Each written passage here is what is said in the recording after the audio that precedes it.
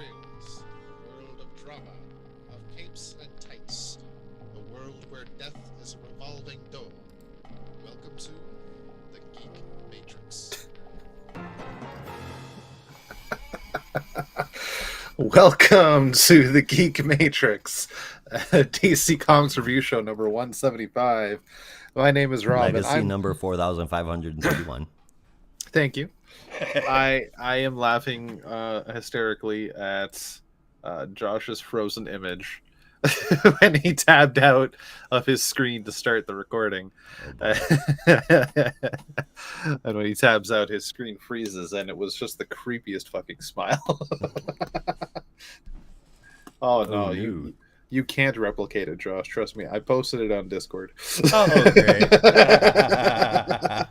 I had to. It was great. I'm just giggling to myself. Poor people. right under the announcement that we are starting the live stream as well. It's on general chat. So Okay. So anybody that joins can see it. Yay! Yay. Oh, all right. Man. Who are you again? Who am I? Yeah. John Cena. No, I am. I'm Rob. Hello. You've heard my voice already. I'm sure you know who I am.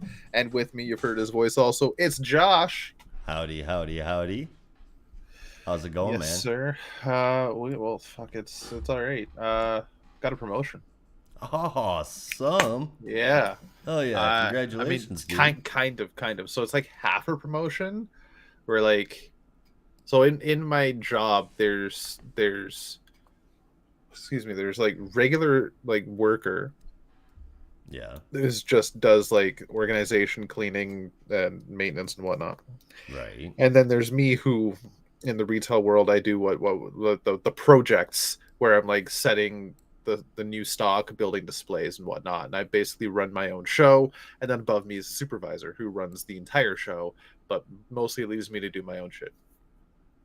So I am now in a new position where I'm the team lead, which is a liaison to the supervisor. So I'm going back to doing the grunt work. So I'm no longer doing my projects, but I am also technically leading the team. So I'm like, as much as I'm going backwards, I'm also going forwards. So it's kind of weird, but like, it's more money, so I can't freaking complain. That's what I'm talking about, man. Yeah, money. It's what pays the bills. I start Monday, and I'm not looking forward to it. I'm gonna miss my job, but gotta make waves in the world, you know. Gotta make some moves. You gotta do what you gotta do. Exactly. Right. So we're here to talk about DC Comics. First, Josh, I want to talk about, at least celebrate a little bit. I finally got Medicare coverage after all this time. It's been over a year. In January, I'm gonna be able to get my oxygen, get all my medicine every month, and I mean, being honest, man, my teeth are kind of messed up, so I might even need to get dentures. Speaking of which, I will never understand why they call them dentures and not substitutes.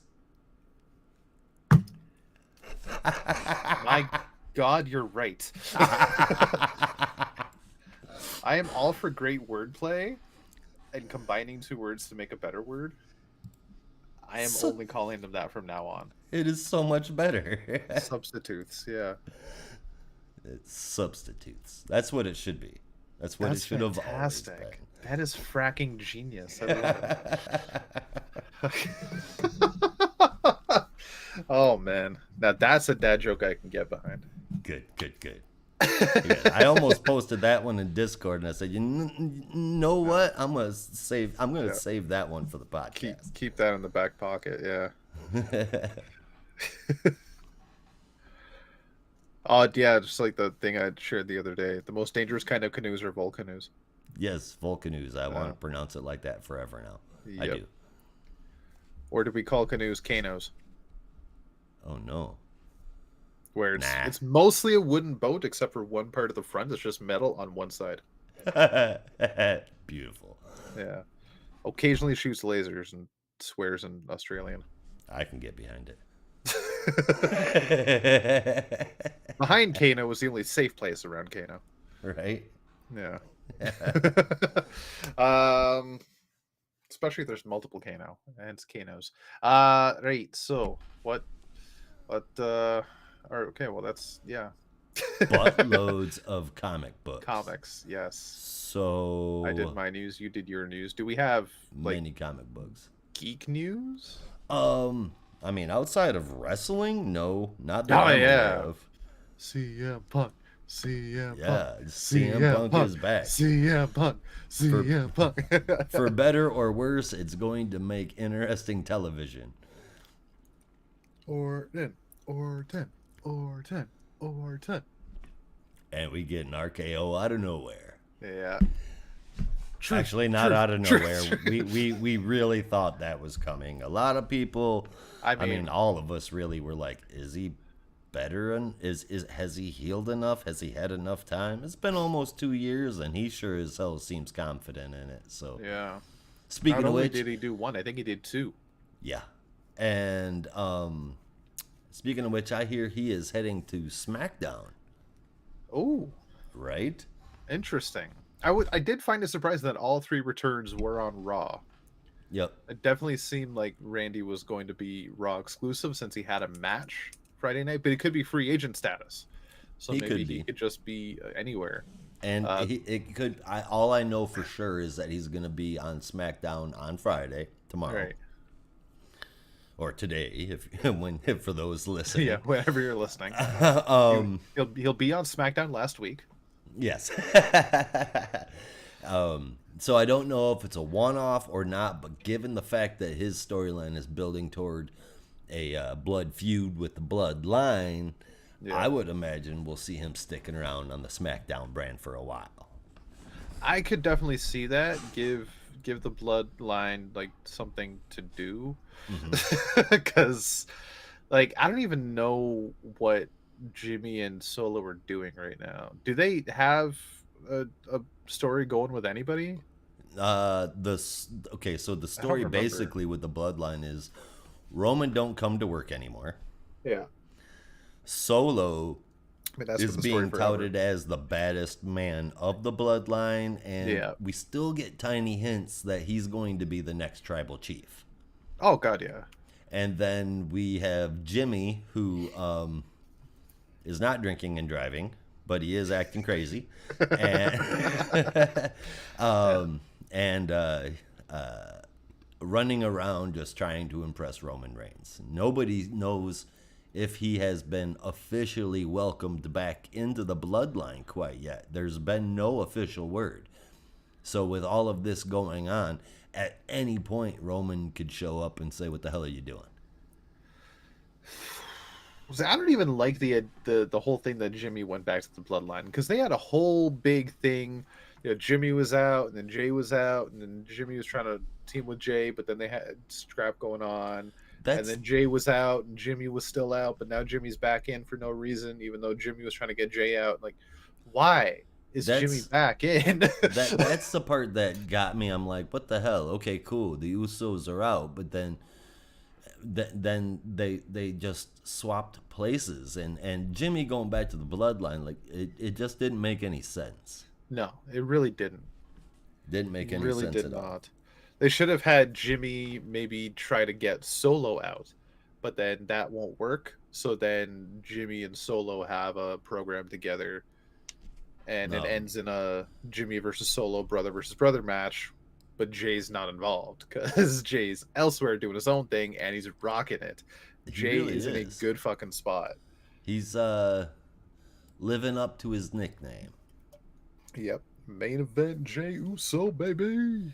Now, given the little bit that we know, before we hop into the books, because sweet baby Tom Cruise, we've got a lot of them. Sweet Christmas.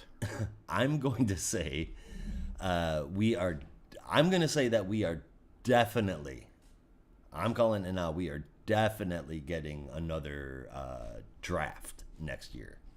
Oh, yeah. They used to do it every year, so... Well, I wouldn't used be to. surprised. Yeah. But yeah, Let's face it, this year's draft was dumb. yes, very stupid actually. Drafting factions now. Okay.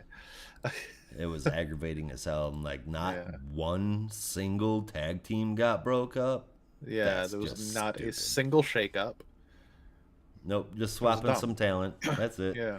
But I feel like with the amount of headliner talent that they have now secured or developed, they don't really have a choice but to swap some around, because right now SmackDown is hurting. Oh God, yeah. I saw a picture SmackDown's yesterday hurting. of just like I meant to send it to you.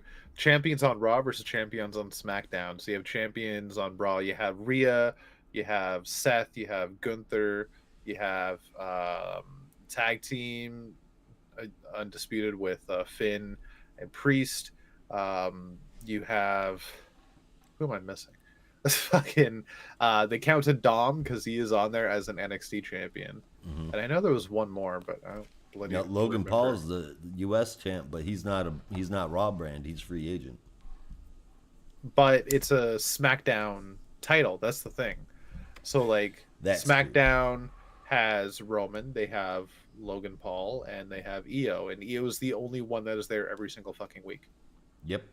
And you can argue that Priest and Balor are also technically SmackDown, but they are branded to Raw, so it's kind of iffy to call it that.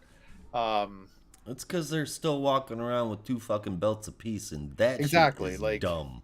They need to split up the tag team championships. They really do. There's I don't know enough why this tag is still a teams thing. that are. There's enough tag teams that are out there that are fleshed out there. There's rumors for more tag teams on the way to WWE. Yeah, It's time to separate the titles. There's more than Yeah. enough talent to make that work. Your tag programs are second only to the women's division, and then men's comes in third as of right now. In my Yeah. personal opinion, as far as qualities of matches go, that's where we're at. the women's tag title that's Raw now, yeah. Yes. As well, so even that's on freaking Raw. It's Pippin. And your favorite Chelsea Green. Chelsea Green. Oh my God, I hate hearing her name announced. But I love how Samantha Irvin does it. Ugh. Samantha Irvin is the best announcer I've ever seen. I'm always gonna have a. Oh well, maybe not. I just forgot what his name is. Finkel. No. Mean Gene. Let's get ready yeah, to rumble. shoot. Yeah, that guy. I don't remember his name. Yeah. I used to know it right off the top of my head, but apparently he has left my heart. So he don't wasn't remember like his name. he wasn't Michael permanent something? WWE though. Yeah, I think Michael was in his name somewhere. But he wasn't like permanent WWE. He was like No, he was I very think he was a special boxing occasion. announcer. Yeah. Yeah. So if it was WWE, yeah, my favorite. Justin Roberts was pretty awesome, but Not bad. Yeah. Not bad. But I love the way he said John Cena. Yeah. Like a motorcycle roughing up. Yeah, I would have to say that my favorite of all time from WWE is gonna be Mean Gene Okerlund. Yeah. He was Mean Gene was awesome. He Did he was did he just do great. like the announcing of the superstars, or was he just a backstage interviewer? No, he did both. He did both, for Okay. quite a while, and then he did just go backstage when they brought in somebody younger. Right. Okay. Yeah. Mean Gene's a good pull. Howard Finkel was good too. Finkel was not bad. Finkel Yeah. wasn't bad. I always thought the person that should be out on the mic, because he's such a loud personality, and he would have been able to throw his shenanigans into the announcements, and I think that would have worked awesome, is the Mouth of the South, Jimmy Hart. I think he would have God. been awesome in that role. Yeah, that would have been really awesome. He didn't even need the microphone; he had the megaphone. Exactly. Exactly. Yeah. Now, honestly, though, Samantha Irvin, she's She's fucking- great. Fucking beauty of an announcer. Yep. Yep. Yeah. Just in her voice alone. Yeah. Especially when she gets up into the ring and she puts that growl in her voice. She's just amazing. Sounds awesome. But And yeah, like we need to I've seen a dump lot of Chelsea Green. I like There's a better Chelsea Green in entertaining. NXT. Yeah, but she's on NXT. She shouldn't be. Tiffany Stratton. I can agree. Tiffany Stratton is developed. Yeah. And I think that she needs to be pulled up to main roster right now. Speaking of which, the only other person that I would say that about from NXT right now, Braun Breaker. ooh, gross. No. Why not? First place because he needs to go all the way back to personality school. His shit is tired and done. And hey, I remember you from 1993. Yeah, remember Hulk Hogan? Yeah. Axiom is a phenomenal, Axiom awesome. in-ring personality, talent, excuse me, and his personality is really good. I like what they do with him there. And then, of course, Trick Williams and Carmelo Hayes. That's what I was gonna say. Trick. Yeah, I was trying to remember who was the NXT champion recently, and it was Trick Williams. Yeah. Trick Williams and Carmelo Hayes, and they're both just awesome. Wait, did Trick win it?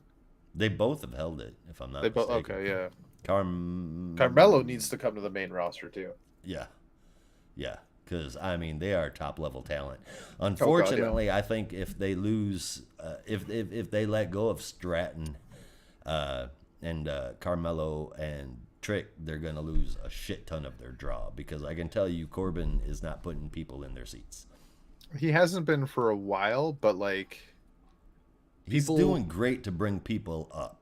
Yeah, I think that's why they brought him back there. They didn't really have much to give him in the main roster, so they put him back in NXT to help elevate the show a little bit. And I think that I wouldn't say Baron Corbin is elevating the show. He's elevating the that's what I mean. Talent there to do so. Yeah. And I think his personality fits very well with the role that he's in right now. Yeah.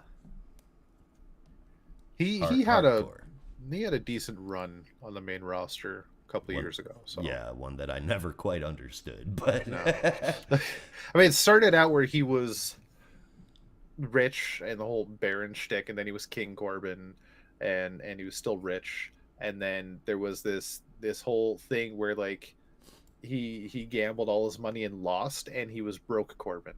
And apparently that is the best work he's ever done, and everybody loved the gimmick of Broke Corbin. He always came out in the same white dress shirt, was barely ironed. It had the same mustard stain on the shoulder, and like every week, because he just couldn't afford any new clothes or proper wrestling gear. Like it was really fucking good. His hair was always a mess. Like it was. I can't even picture Baron Corbin, but I can't even picture him with fucking hair now. I know. That's crazy. Oh, you know the one thing about him that I love that isn't around. The biggest thing about him that I am happy, that makes me happy that he's gone, is that JBL is gone. Yeah, fuck JBL. Fuck JBL. Yeah. Fuck him. Before I go on a tangent on all of the things that I wish that were changing now, like getting Michin up into the top rosters, because that's where she deserves to be. Michin not being a fucking valet. She's not really a valet. She's just in a stable. Doing what? I mean, she's wrestled more than the other two guys in the stable. More than the Bullet Brothers, who Luke and fucking Gallows and Anderson. Gallows, yeah, Luke Gallows, and I can't remember Anderson's first name. Yeah, Carl Anderson. Carl, that's what it is. Yeah, I think she's even like recently. She definitely wrestled more this year than AJ.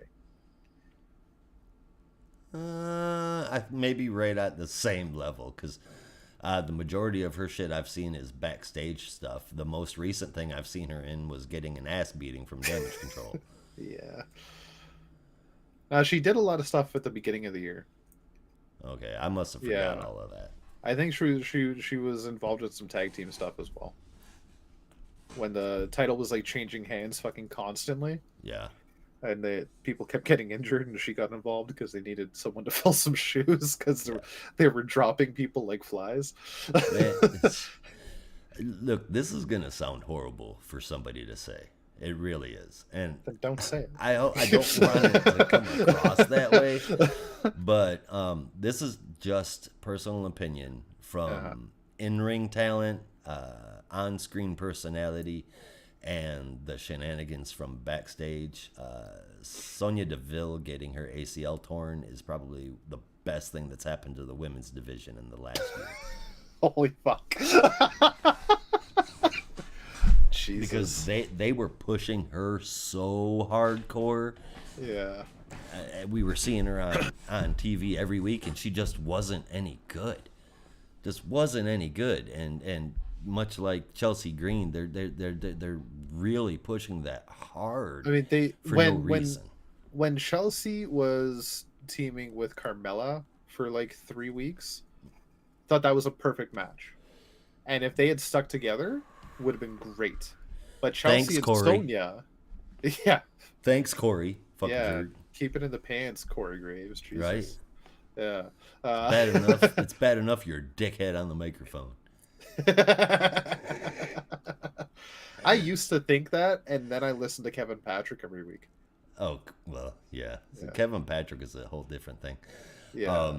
Like, I feel for the guy. He definitely tries. He's just not good. Yeah. That's for sure. It's Kevin given Patrick me a new appreciation for Corey Graves. And what's the other dude's name? Wade Barrett. Yeah, Wade Barrett. I'll take Wade Barrett any day of the week if I had to choose between the two.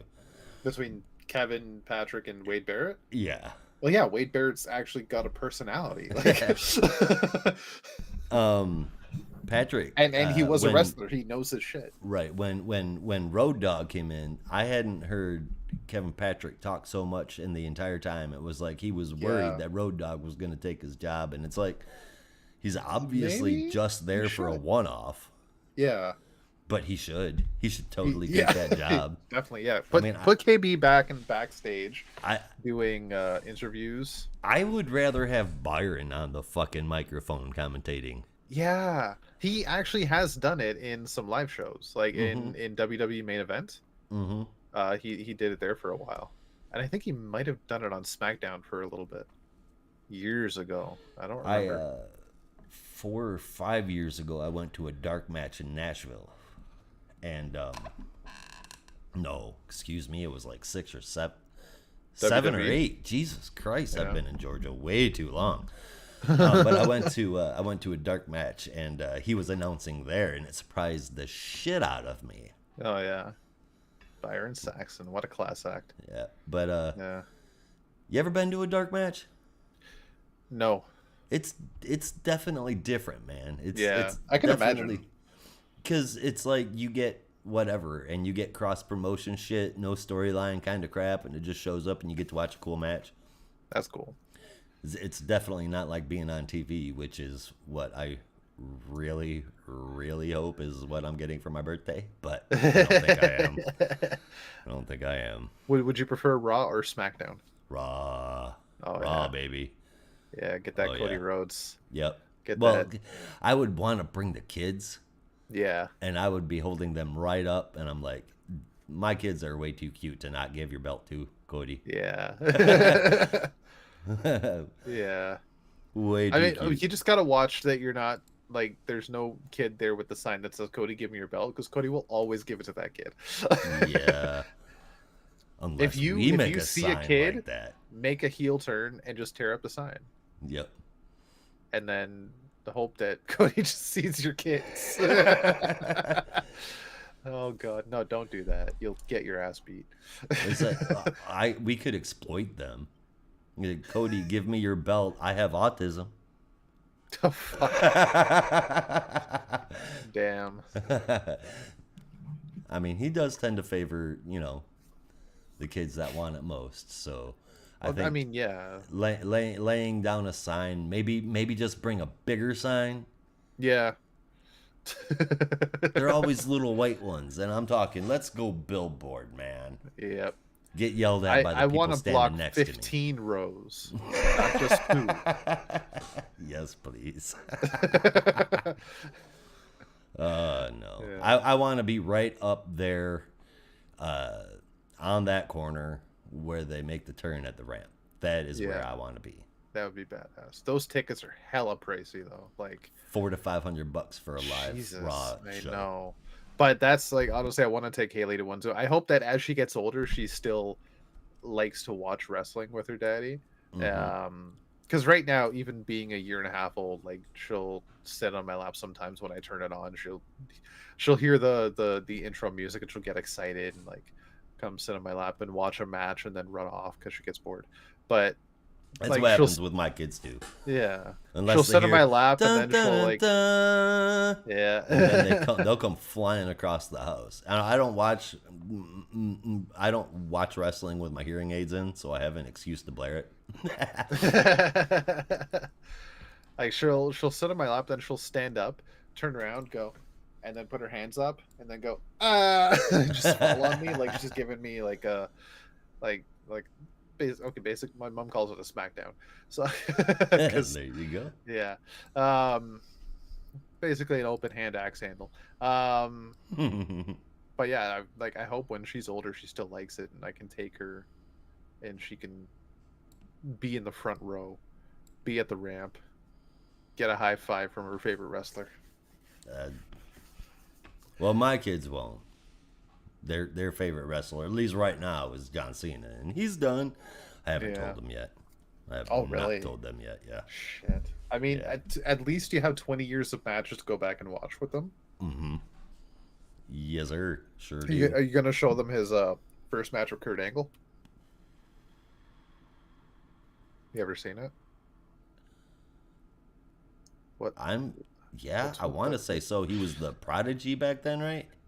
So back then he was just like a noob. Like when he was in OVW, he was the prototype. The prototype. Yeah. Yeah, but then when he went to the main roster for his debut match on, I think it was SmackDown, Yeah. he just came out in like red shorts and boots and started Ruthless Aggression and wasn't like anything. He was just like he was a rookie wrestler that came up to challenge Kurt Angle. So he didn't have a gimmick at the time. Gotcha. Yeah. I feel. It was interesting. Yeah, because it was when Kurt was in the middle of the ring and he issued an open challenge, right? Yeah. Yeah, I did. I do was like, remember that. Who Yeah. in the hell are you? I'm John Cena.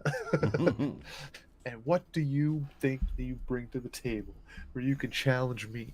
Ruthless aggression. Beats him in the face, yeah. And that started the Ruthless Aggression era. It certainly did. Yeah. Thanks a lot, John. And that era was pretty awesome. You had Batista, you had Orton, you had Cena, you had Brock Lesnar for 2 years. And then he was gone for 10. Mm-hmm. Yeah. The OG part timer. Yeah. The modern day OG part timer. Yeah. The king will always be Hogan. Fuck Or Hogan. at least was Hogan. Roman is beating the pants off of him now, I feel like. What, for being a part-timer? Yeah. Oh. Yeah. I mean, I can't say I'm in love with Roman right now, or if I ever was, but fuck Hogan. Man, I mean, I'm all for Iron Sheik in this scenario. Fucking Hulk Hogan now too. right. I've always been a Roman Reigns Jabroni. fan.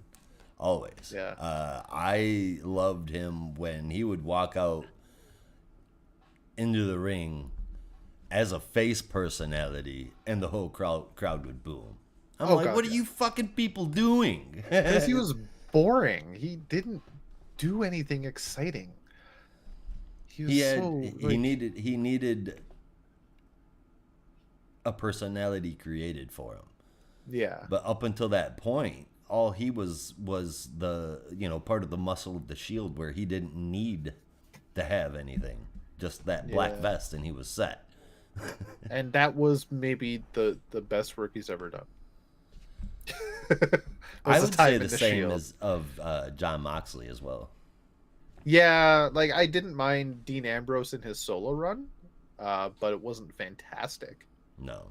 Um, and then Dean John Ambrose Moxley right now, like I haven't watched enough AEW, but like he looks like he's got Dean Ambrose insanity with like Seth Rollins wrestling. Like it's... Dean Ambrose solo reminds me of the guy you have to wake up at 2:00 that's sleeping at the corner of the bar. Yeah, and be like, buddy, you got a match. I'm like, oh, okay, let's go. Yeah. And then he'll win. Like, man, you need a shower too. I'm just saying. yeah.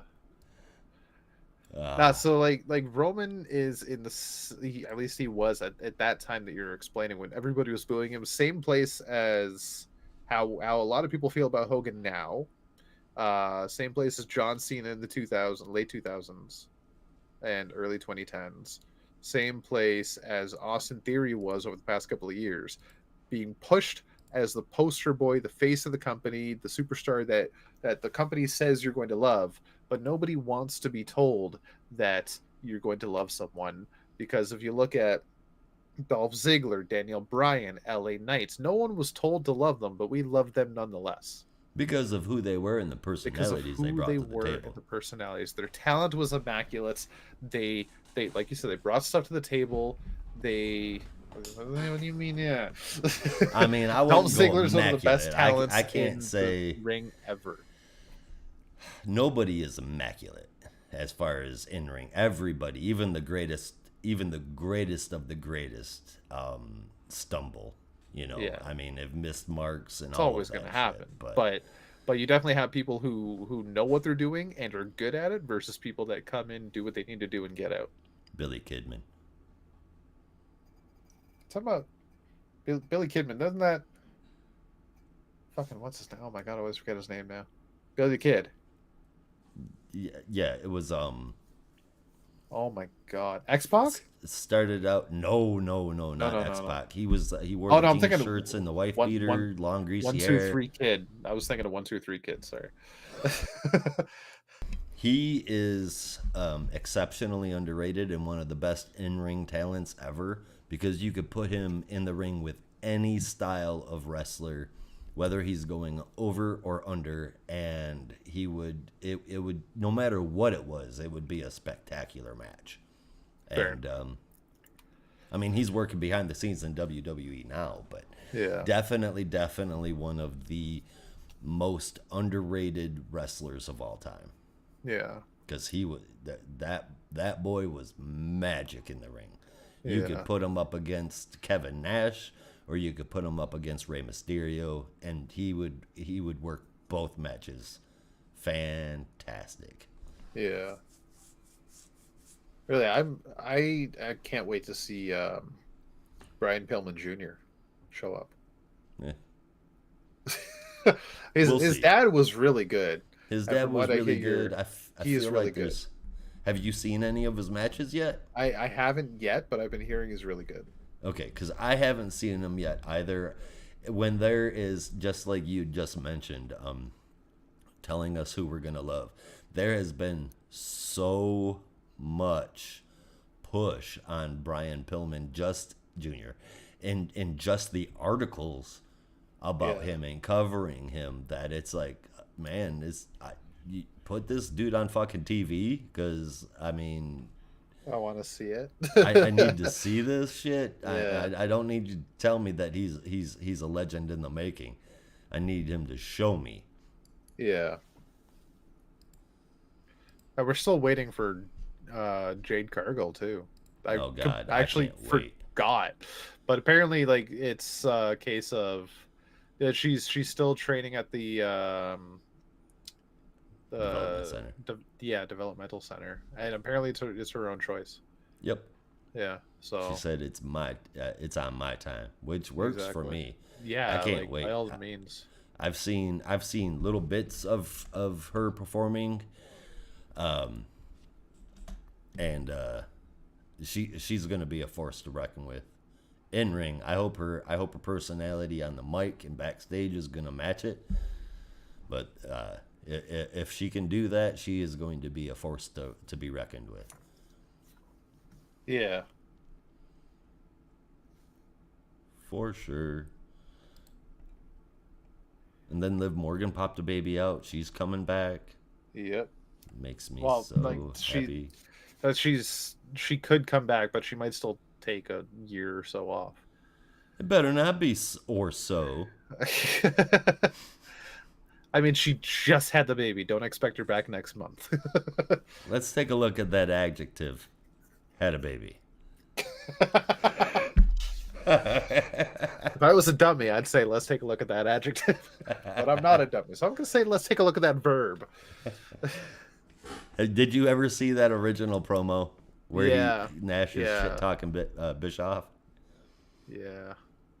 That shit was something That's else. where the big boys play. Let's take a look at that adjective. Play. Play. Yeah. All right there, Nash. Yeah. I So just you're- love that Knight just made that callback just to fucking throw shade at him. Well, it was a retaliatory shade because Yeah. Kevin Nash was the one who initially put out this whole he's just a rock stone cold Oh, ripoff. I thought that came out after LA Knight said that. No, That was that's before. that was before. That's why Oh, he okay. that's why he did that. Yeah. It was like fuck you. I know he didn't say dummy. I think he said idiot. I don't remember exactly what he said, but I'm saying dummy because of his stuff when he was in Impact. Yeah. Have you ever watched clips of the dummy button? No, I have not. I really want him to bring that back. It's just a When button. he was Eli. Yeah, when he was Eli Drake, he would go on a rant. LA Knight with his rants, fucking amazing. And he would just go on a rant about somebody, call someone a dummy, and he'd push a button and go, dummy, yeah, yeah. And he'd go, yeah, right after, like, dummy, yeah. Like, it's fantastic. Yeah. And I don't know if I told you, but a while back I figured out what this is. Or what this is. Oh, yeah, apparently it's Eli Drake. Yeah, Eli Or Eli. backwards. I'm like, what? Yeah. Oh my god, I see it now. Yeah. I'm like, is he throwing up gang signs? I mean, I I just looked at the picture you shared on Discord. That's horrible. Okay. Oh, yeah. Don't join the Discord right now or you will be frightened, dear listeners. It's not that bad. I always am that bad. All right, Speaking of which, there are before- some books that definitely are this week too, but there's Yes, some like other this ones one. that aren't. I just want to show it off. It's my show and tell for the week. Ah, Sorry. nice. I have already read over 200 pages. You I lucky know. So bastard. like within 2 days, I'd read over 200 pages. I It's couldn't hard put not this to shit blow down. through something like that, especially Yeah. when you love it. Yeah, I'm at the 0 issue right now, and it's making me want to go read 0 Hour so I can get the whole fucking story. Because it kind of just jumps into the middle of like it. The last issue ends after Alex was killed by Major Force, and Kyle meets Alan, and Alan's saying we might need your help to fight Hal, and then issue 0 comes around, and here's Kyle fighting Hal. Like, okay, when the fuck did this happen? You And gotta then it read. just says, yeah, go read 0 Hour number 0 to figure out what the fuck happened. Like, oh, okay, go fuck yourself. Like, and I think, okay, I'll jump to the next issue and like go back and read it. But apparently, number 56 spins off of the 0 issue where he's just lost in space. I'm like, okay, well, that's annoying. I gotta go read 0 Hour now. Happens to the best of us, man.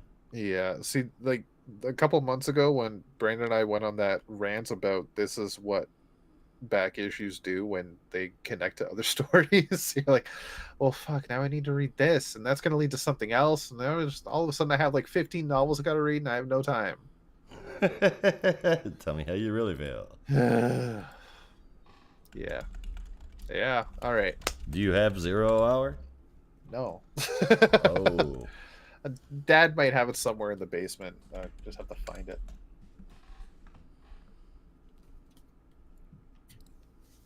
Like, I have up to issue 56 of Kyle's run already, so. Oh, do you? Yeah. And then sporadic issues here and there that I picked up myself. His dad was collecting. He collected up to issue 56 when Kyle took over. So you have 54 then? Yeah. But I never read it until this. Oh. And holy fuck, is that heavy. Yeah, it's a heavy issue, man. Jesus. It is a heavy issue. For Yeah. sure. I saw a joke on where was it? I want to say Reddit. That said, Hal Jordan's greatest weakness is the color yellow. Alan Scott's greatest weakness is wood. What is Kyle Rayner's greatest weakness? Fridges. Refrigerators. It's like, oh damn, that's rough. That's so true. Sad though, Yeah. but true. So, nonetheless, how much do you remember about that issue though? I haven't read it in a few years. Okay. I mean, I remember it was Pretty graphic. It was graphic and sad. Just emotionally heavy. Yeah. Like reading Mr. Miracle by Tom King. Like that. Oh god, yeah. So I'm curious about the slit my wrist. Technically the B plot of this portion of LA just like 50 years into the future, and 50 years from now, I guess back then it was like 80 years into the future, just showed up, and that's why Kyle was nowhere near Alex at the time. But then it just disappeared, and there was never any explanation. And now I'm like 2 issues later, and there's still no fucking explanation. And I'm curious if that ever gets explained as to why that happened. If you remember. I want to say that at the end of the day, you are going to be unsatisfied. Well, shit. That's annoying. So he just forgets that like 3 neighborhoods worth of LA was all of a sudden in the year 2084 I want to say it got dropped for 10 minutes. I want to say it got dropped. I could be wrong. Somebody out there's probably yelling at me. Brandon might be listening right now going, no, but yeah, I think expect if I a remember message from Brandon that's what it eventually. is. Well, speaking of Brandon, I forgot I have his notes I have to open. Shit. All right. So. Well, that is no problem. I do suppose that after an hour we should start gabbing about some comic books. Yeah, no more wrestling. Let me kick us off to, mentioning the honorable mentions that we will be handling in the bonus show. We have the Penguin number 4, Batman the Brave and the Bold number 7, Power Girl number 3, City Boy number 6, Batman Beyond Neo Gothic number 5, Cyborg number 5, Steelworks number 6, and Batman 89 Echoes number 1.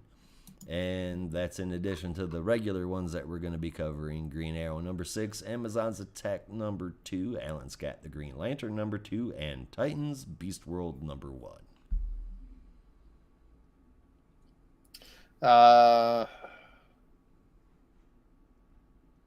Yeah, we actually did forget something.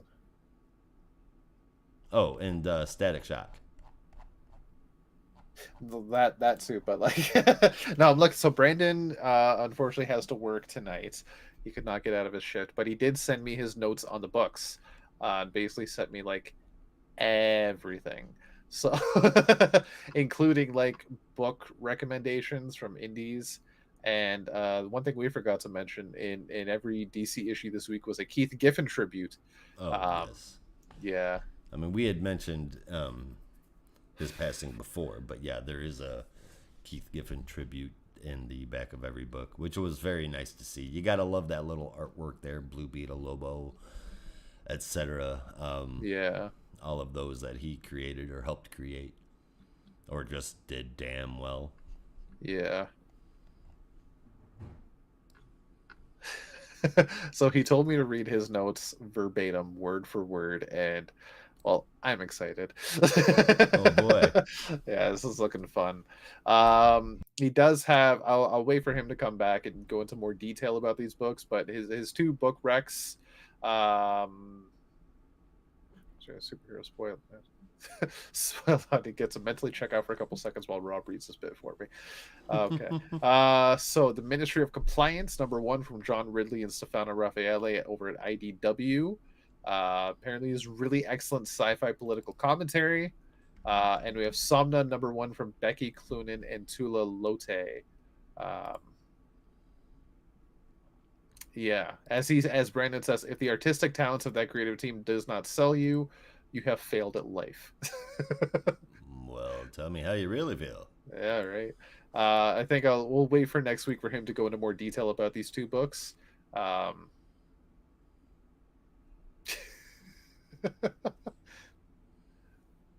Okay.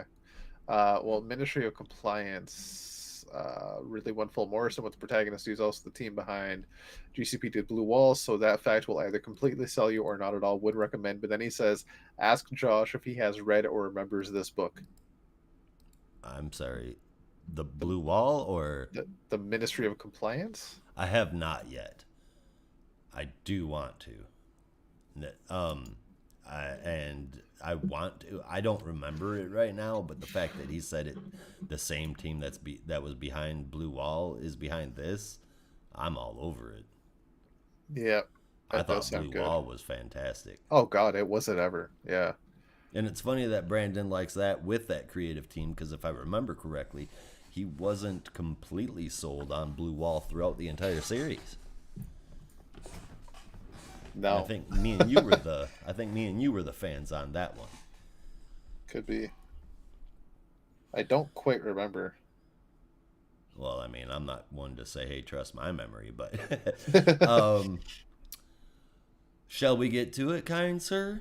Yes, we shall. Let's speed on over to our main reviews. I'll try to get it done in a flash. Oh, The Flash, #3, written by Cy Spurrier, art inside and on the cover from Mike Deodato Jr., with colors by Trish Mulvihill and letters by Hassan Atsmani El How. So, the issue starts out with Mr. Terrific and Wally West talking about what's going on in the current arc, trying to figure out how to help the abductees. They can't do anything right now. They got to wait until the orbit lines up again. While Holt tries to figure that out and separate his scientists that are arguing their pants off with each other, Max Mercury shows up. Wally asked Max for help with his stepping out of reality deal because he felt like he had been asking too much of Mr. Terrific. Max can help by matching the resonance of Wally's aura. This lets Max see reality the way that Wally now does, and it works, but a little bit too well, because he's not just seeing it, they bounce out of reality together. But it turns out that it's not an alternate reality, it's theirs, but in what Max says is just they're seeing it from a different angle, which is disturbing, because there are meat balloons. And I don't know about you, Yeah. but I would get nervous around the word meat balloon. Or anything that word is used to describe. So it turns out Bart is the reason for the weirdness. His journey to the here and now is what they just saw, and Max admits that none of them really know what it is that their powers do in the grand scheme of things, which makes Wally remember when the stillness said that they doubt he realizes the damage that he causes. They go back out of reality again, and this time they end up in the spirit world, asshole. That was for any Young Guns fans. Where we meet our baddie. But not before the bad crap happens. The place that they are in houses loads of speedsters, all the way back to UGG, from all points in time, and it takes time away from them, which also takes away their speed. That means the speed force is also slowly slipping away from Wally. It's almost completely gone from Max. Max gives the little bit left that he has to Wally and says to tell Bart that he is proud of him, which was a little sad and makes me worry. Now we see the baddie, but it's the Folded Man. Disgusted as just another punk in a super suit, Wally dips out, or tries to, but gets stuck in a place with a bunch of statues and stillness. Until Bart finally gives in to his temptations and pokes the rift with what he says was a really, really good stick. Yeah. And I get it. It's so hard. Yeah. It pops Wally back, and the first thing that Bart says is, "Where's Max?" Yeah. So we're in issue 3. It's an interesting story. It's been a slow build, but it has been garnering my interest more in every issue. Where is Max, and how does the Flash fight something when he has no powers or control, and going there almost immediately means you're not going to be able to return? I'm not a fan of losing Max, but I hope that it's temporary. Hopefully with Bart being present, that's a guarantee that he'll come back, but they could also be setting us up for an emotional karate chop to the heart. It better not be that, though. The story, while interesting, is a tiny bit convoluted right now, but it's starting to even out. There's a lot of loose strings, leaving thinking like, okay, where's the knot that ties all of this together? It's definitely not apparent yet, but I do feel like we are going to get to the meat of that story on issue 5. Rob's gonna love this part. I feel like the art has taken a step down in quality here. I've been defending. That's actually funny for what I have to say later. Okay. I've been defending Deodato, apparently like all by myself across the universe, on this book, but I can't this time.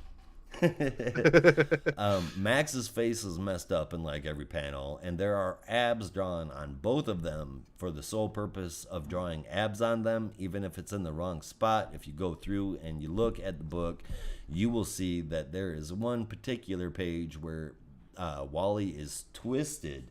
His hips are kind of pointing one way, his shoulders are rolled in the opposite direction, which would leave like his side pointing up toward the viewer, and that's where the abs are. So no. Yeah. Now you're seeing what Brandon and I have been talking about. That was something else, man.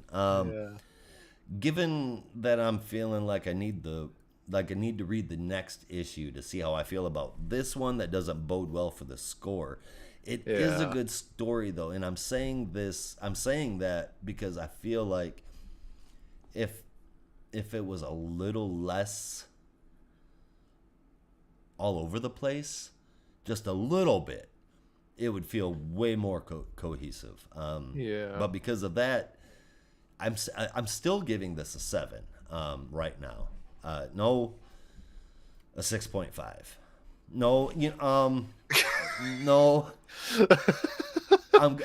I'm gonna give it a 7, and you know why? Because at the start of this book, like the old school stuff back with flashbacks, it's all accurate in science, like the whole thing. Yeah. And that's something that I want in a flash book. I mean, who wouldn't prefer learning science from a flash book instead of a school book? So yeah, it's a 7. I'm going to give it a 7. That's fair. I will give it a 6.5. I'll preface this right now. So funny enough, besides how Wally and Max were drawn, I didn't absolutely hate how Wally was drawn this issue, so that was a bit of a plus. Max, not the greatest. Again, muscles for the sake of muscles.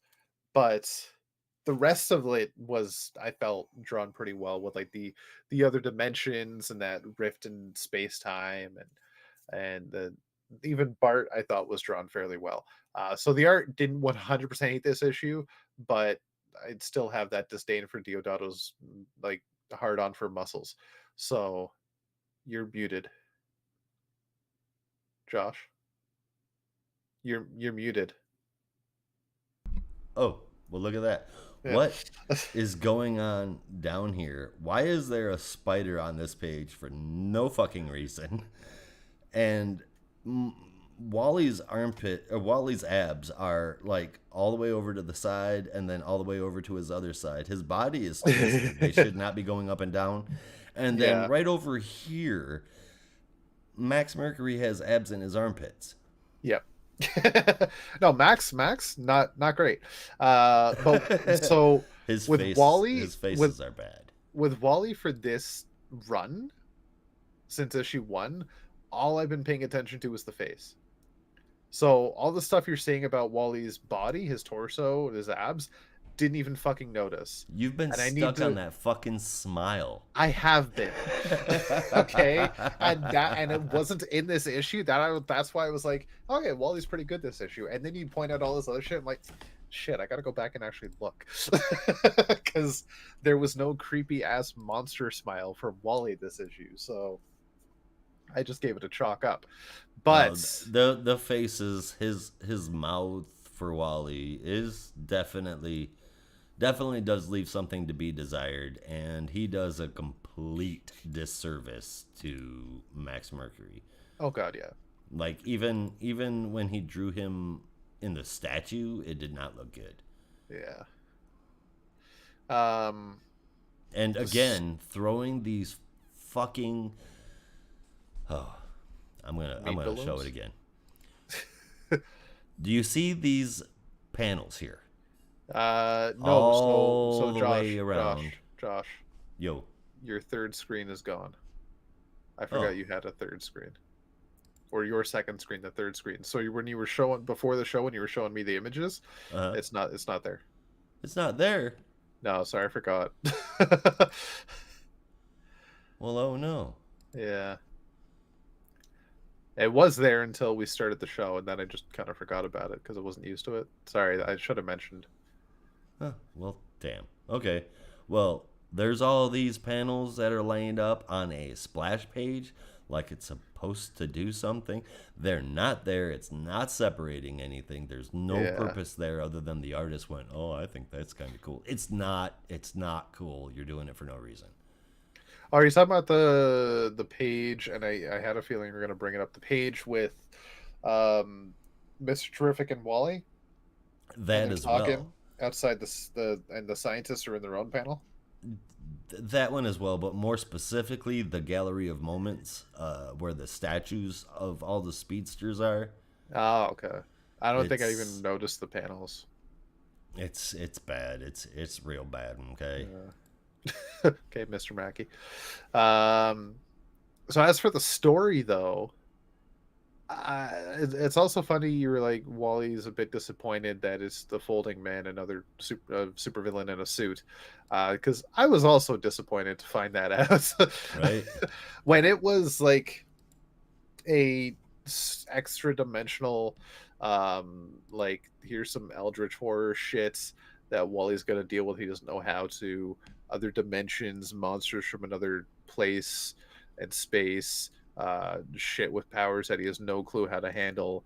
Yeah, I was all for it. Like, that was creepy, that was good, and Mike Diodado's scary faces just made it all the scarier. But leaving it to just another costumed villain, fuck off. That kind of takes away some of the fear factor for me. That gives a face Wally can punch and try to save the day from. So it's not there anymore. Like, you just killed the story, I think. So I'm not in love with it. That's why this got a 6.5 out of 10. Fair enough. You still don't see the picture? No. You sharing the page? No. Well, that's just ridiculous. No. Right. Do you want to know what Brandon said? What? It's kind of funny. Uh-oh. And I quote from Brandon's own words: "Rip Max Mercury? If so, then fuck this book. But if not, which seems most likely, then this book is good." I actually had a really fun time with this issue, and to his credit, the smaller panels from Mike Deodato Jr. made the artwork less horrifying than in the previous two issues. Well, made the humans less horrifying anyway. I think where Spurrier succeeds with the Flash is less in the charm of the characters, though they can be charming at times, but more in the wild conceptual ideas he comes up with. You get the sense that there's something sinister about the Speed Force, almost evil, and that perhaps the speedsters have been participating in a flawed system all this time. I'm not sure I'd agree with that, but it is interesting. Add to the fact that there are some wild images in this book, and this is probably where Deodato shines best. Every time it's like weird aliens or creatures or something, like the Uncoiled, for example, they look really good. But I would say with issue number 3, the series is growing on me bit by bit. Interesting ideas and concepts feels right at home with the Flash, even if I don't necessarily agree with the interpretation. I'm not so rigid that I can't enjoy someone approaching an established concept with a new perspective. Overall, this issue is, as my generation likes to say, bussin'. Also, Bart is adorable in this issue. 8.25 out of 10. I'm definitely there for Bart. Like, Bart was the best part of this issue. And I definitely get where Brandon's coming from, and I did kind of say the same, along the same lines, like the new concepts and interesting ideas, I'm all for it. And when it was something fresh, when it was something new, when it was something that Wally has to deal with, like the extra dimensional forces, like, yeah, all for it. But then you ruin it by, okay, no, it's just another rogue. So I don't know. Well, see, now Wally was really quick to be dismissive about the Folded Man. So, I mean, is it just another dickhead in a super suit? Sure. But this is Cy Spurrier. Cy Spurrier isn't exactly known for weak plot points. So I'm going to trust him. I'm going to see where this goes, because that villain wouldn't have shown up and Wally wouldn't have had that kind of a reaction to him if it doesn't turn out that the Folded Man is way more than what he has been before. Yeah. I hope so, but I was also really looking forward to it not be an old villain. Period.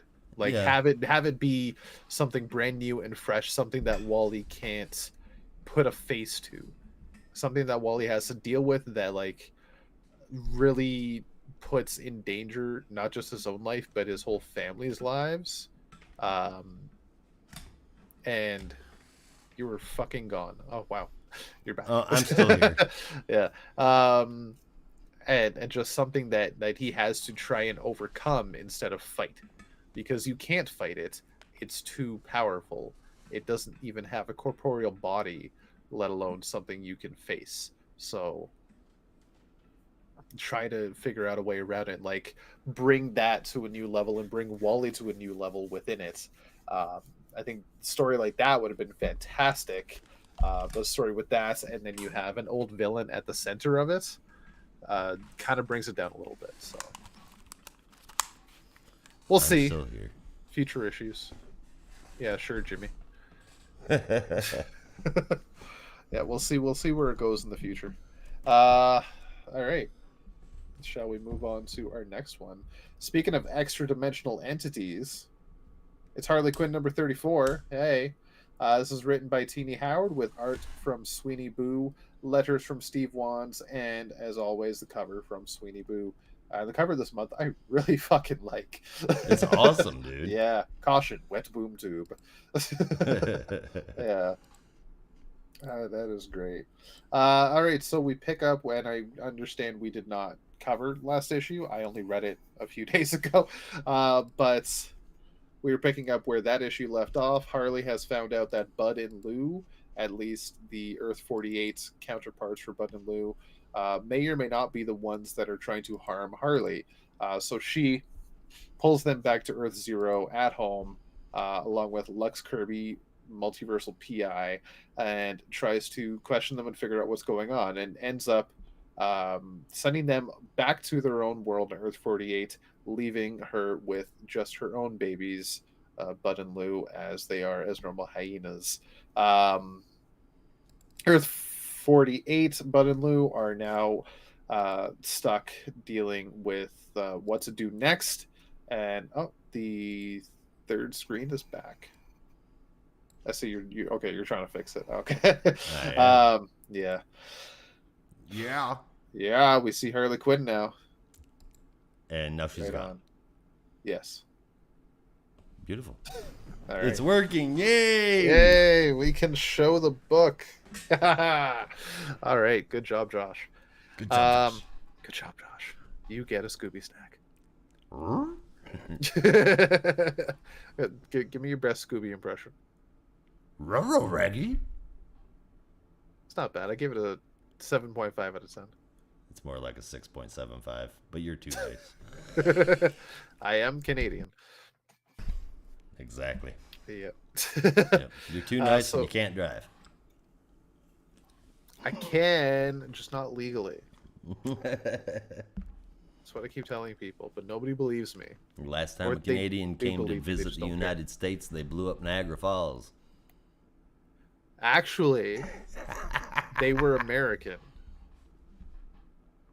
Going home. Well, they had spent too much time in Canada. They did. They were like, this country's too nice. We need to, like, close the border ourselves. I don't know. I have driven in the GTA, and it is not a fun time. Oh, it's not. It's not. It's not. Born and raised in the GTA, folks, Greater Toronto Area. It's a shit show. People say my hometown has the worst drivers in Canada, let alone North America, let alone Canada. But like the two neighboring towns of Malton and Woodbridge, yeah, shout out to you small ass people.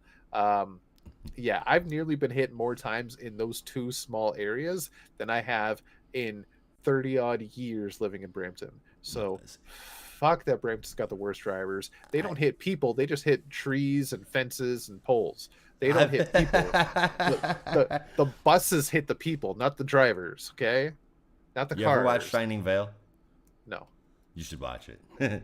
It's a horror show with Courtney Cox in it, but it's so fucking good. And that just reminded me of it because you watched somebody get by a bus. I didn't watch it, but like people have been hit by buses more than they've been hit by cars. Fair enough. Yeah, the cars tend to hit like big things, not people. Well, of course, because those are much harder to see. Yeah, exactly. I will tell you, as somebody who has driven all the way from the very southern tip all the way up to the very northern tip of Western Ontario, there are no worse Canadian drivers than those that live in Sarnia. I cannot attest to that, but I can tell you, Toronto's a fucking shit show, bud. I've been there. I'm telling you. Sarnia, you have to keep your head on a swivel. There's a subreddit devoted to just GTA drivers. Oh, no shit. Yeah, it's fantastic. Oh, boy. I'll send you some shit. Like You'll have to. It's pretty bad. That's awesome. Yeah. And there's it's kind of dumb because even if it doesn't matter if it's in Mississauga or Toronto, if there's a dumb driver, they get referred to as a Brampton driver. Which is my hometown. Nice. It's not. Doesn't matter if it's true. It's not nice. I mean, if it's true, that's a totally different story. It probably is true, but still not nice. Go fuck yourself. Anyway, Bud and Lou, they're back on Earth 48 with Lady Quark, and she's basic Quark. She is saying to them that their mission's done for now. They've done what they can, but they can't do anything else because now if they go back and keep watching her again, Harley will be too suspicious. So instead, she activates an artificial intelligence Harley Quinn, which is compiled data with a very fucked up face and can't speak anything but some kind of technological language. Harley Quinn artificial intelligence is not the kind of artificial intelligence this universe needs. It might be the only artificial intelligence this universe needs. Or that. It's I was reading, and this is kind of fucked up. AI art. So when you ask an AI program to give you a picture, it does a composite search. compiled data into the picture, and that's why you get such weird images sometimes. And that Mhm. the more it does it, the better it gets, obviously. But now it's starting to pull, like, certain AI programs are pulling examples from other AI art. Mhm.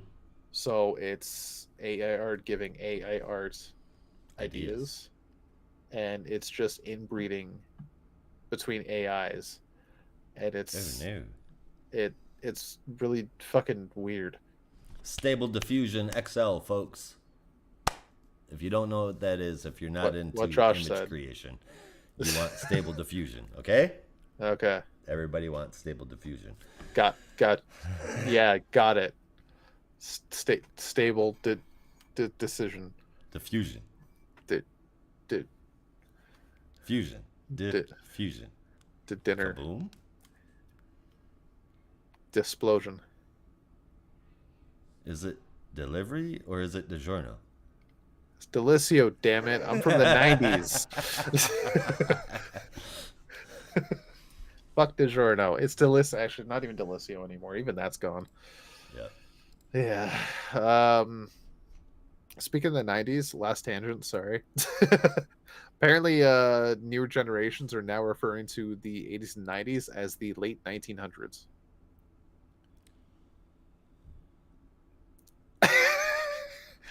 They're not wrong. But Hold on a second. I need to look yes. up the number to the crisis line. So That's I bullshit, always man. I was almost 20. like okay, so we knew the day was coming. Okay, it was always gonna happen. Like, it just, like, mathematically, timeline, linearly, it just makes sense.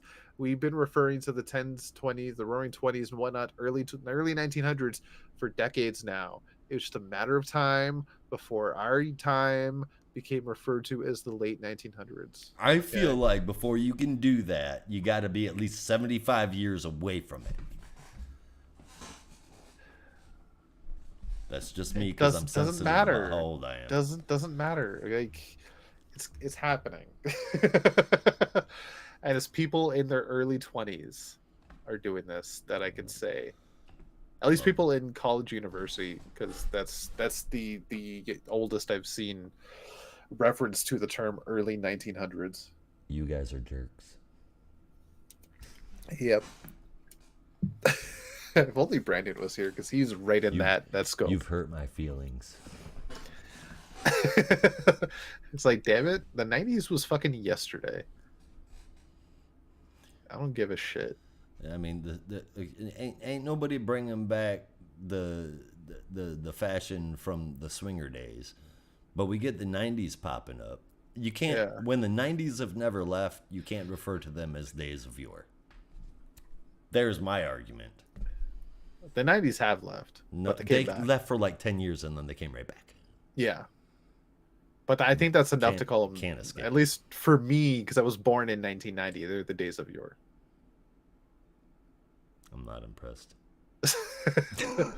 When I say I'm a 90s baby, I'm quite literally, that was my first decade. From the beginning to the, like, all 10 years. Oh, you're okay. I got you. Yeah. I got So you. I'm like, to T, a definition of a 90s baby. Okay. So Yeah. this is probably going to differ. 90s kid. My opinion is probably going to differ from everybody else's on the planet. But, all right, so I was born in 19, which means that I was 79, we heard you. I was 10 when the 80s were over with. Okay. Yeah. So the time, the era, the influence that I started receiving didn't really start happening till I was like 5 or 6, right? Right. And I started getting exposed to the culture of the time. So Yeah. First I music was born in videos. 79. I lived all the way up until 10 in the 80s, but I wasn't really an 80s kid just because I was there. Not for I music feel videos, like sorry. I grew up in the 90s. That's fair. So technically, you wouldn't be a 90s kid. You would be a 2000s kid. Nah, because You when would be the a year double 2000, naughty. when the year 2000 The happened. year 2000. I was 10. So I wasn't a kid for most of the 2000s. I was a teenager. Where you do your growing up. Yeah, I but just said that when I still exact say same thing when I about still say the 90s 90s because I kid, was 10 in 1990. 90s kid, I was a kid in the 90s. All of the 90s. I turned 21 in 2000, I think. I did. Yeah, you would have. Am I a sign of the apocalypse? Why? Never mind. There's a long story there. Anyway. I need to hear it after I finish talking about Harley Quinn. Yeah. We'll have more existential crises later. Right, so flashback over to Harley taking Bud and Lou for a walk because she does not want to go home after telling Ivy that she'd be better off without her after having a bit of a depression and funk last issue. So they head off to the Fox Tech Clever Bar, hint hint, right, to kind of cheer Harley up and take Bud and Lou on for an extended walk and do some shopping in the meantime. And while they're there, the Fox Pads get attacked by, or not really attacked, get assimilated. I don't know. Out pops artificial intelligence Harley, who confronts real Harley, and they have a little bit of a skirmish. But that's when AI Harley jumps into real Harley and tries to take over her mind, or at least read about her, gather as much information as possible, and get a personality profile. But realizes that it's too much. There's too many unresolvable errors found, and Harley pukes up AI Harley. So because Harley's just too much, there's too much going on up there. AI Harley cannot actually deal with it. The cops show up after shit goes a little haywire. Harley hides Bud and Lou in a dumpster temporarily and tells them to head home when the coast is clear. And Harley runs off to Lux Kirby, explaining everything that just happened. It says maybe we need to investigate this. And that's when Lux Kirby says, I've made a discovery. Another Harley was killed on the vampire world of Earth 43, but the Ivy there is still alive. But Ivy in that world is literally a fucking swamp. The Dismal Banshee Swamp, to be exact. So they talk to this Ivy to get the skinny on what happened to her version of Harley, who was a vampire hunter. And while they didn't get as much information on the killer as they'd hoped, Harley did get a bit of peace of mind from this Ivy that, maybe Ivy just wants Harley and needs Harley, and it's not up to Harley whether Ivy gets Harley or not. So they head out back into multiversal pathways. Yeah. End up provoking some existential horror with multiple fucking eyes, and then Harley lands back in her apartment, where she does talk to Ivy. They crawl into bed together and everything's fine except the screens, text, like computers and TVs in their apartments are now being taken over by AI Harley. Yeah. The backup fun time. Whole new definition of augmented reality. Yeah. And as it says in the text box for next issue, please let this be a normal field trip with the Queen. Right? No way. Yeah. I don't know if anybody saw it posted about that on Discord. I was like, yes. I saw that, but I had not read the Harley issue yet. Yeah. Hop on the magic Harley Quinn. Yeah. And the backup is I'm too old for Magic School Bus, but my kids definitely weren't, so I got that. Even if you are too old for Magic School Bus, you still know it and you still get it. I don't care who you are, Magic School Bus is eternal. For 90s kids, anyway. It's a little questionable about her giving those kids all those drugs, but led for a fun time. It was just Arnold because he needed a sedative to get put on the bus. Yeah, Right. because So he they he were was taking always like, psychedelics all the time. no, Sure. no. I think it was Magic school bus.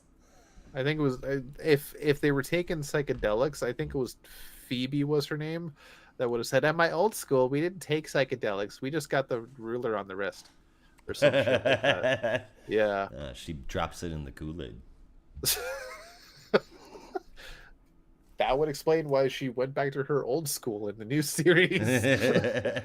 She drank the fucking Kool-Aid. She drank the fucking Kool-Aid.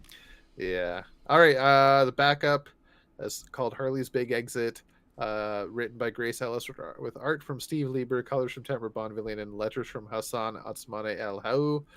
I did not get a chance to finish it, but it is basically a romp of Harley across literally a comic book, from ads to scripts to laid outs and breakdowns, and it's just her being fucking break the fourth wall Harley. It's fantastic. Yeah, it's basically it's just her breaking the fourth wall, being pissed off she's stuck in a comic book. Yeah, it looks really good.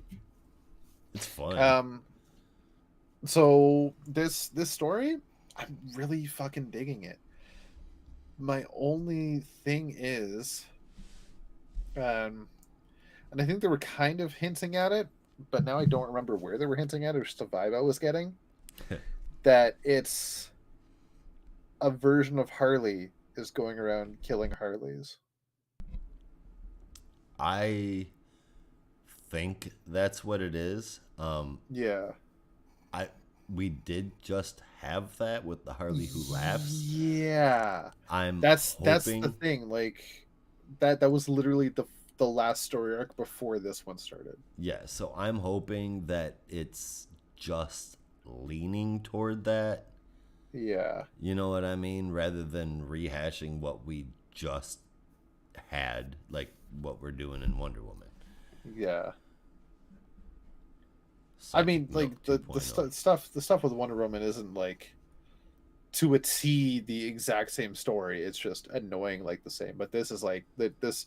If that's a major plot point, it's the exact same fucking plot point. Yeah, that's weak, man.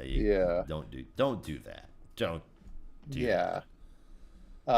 The story up till now was fucking fantastic, being fresh and new. I'm still enjoying it. I still think the story we got in this issue was really good because it did add some new stuff. Lux Kirby, Multiversal PI is fantastic. More stuff with Bud and Lou, relationship drama with Harley and Ivy. Like that was really cool. Just seeing multiversal Harleys get murdered again, it's like we just fucking had it. So I really hope that's not the case. I'm hoping that there's more to it than just that. There's definitely some more stuff going on Earth 48 we don't know about. So, and the art, as we like to say around here, is Sweeney Bootastic. Sweeney Bootastic. It really is. Yep, it really fucking is. You cannot go wrong with this art. They can do no wrong. Nope. Like it fits Harley so much. I mean, since the first time we saw them show up in that Punchline book, which is as early as I can remember seeing Sweeney Boo. That's the earliest I remember. I have not seen a panel that I did not like. Yep. And I mean, if you've listened to this show at all, I am really good at finding shit I don't like. Sweeney Boo is definitely skirted the wrath of me. Yeah. I mean, there's nothing to dislike, really. Yep, easily one of my favorite artists that are working at DC in the last few years. Yeah. Agreed. As for the score, I'll give it an 8.75 out of 10. Ooh. Yeah, I'm really enjoying it. It would be a 9 if there wasn't the hint that we're getting a rehash of the last arc. Fair enough. Yeah. I don't know about you, man, but I feel like this series has flown by with every issue. Like, I get done reading 26 pages or whatever, and I'm like, what? I felt like 10. Somebody's tricking me. Yep. like Rob said, the art is beautiful. It flows so well from panel to panel.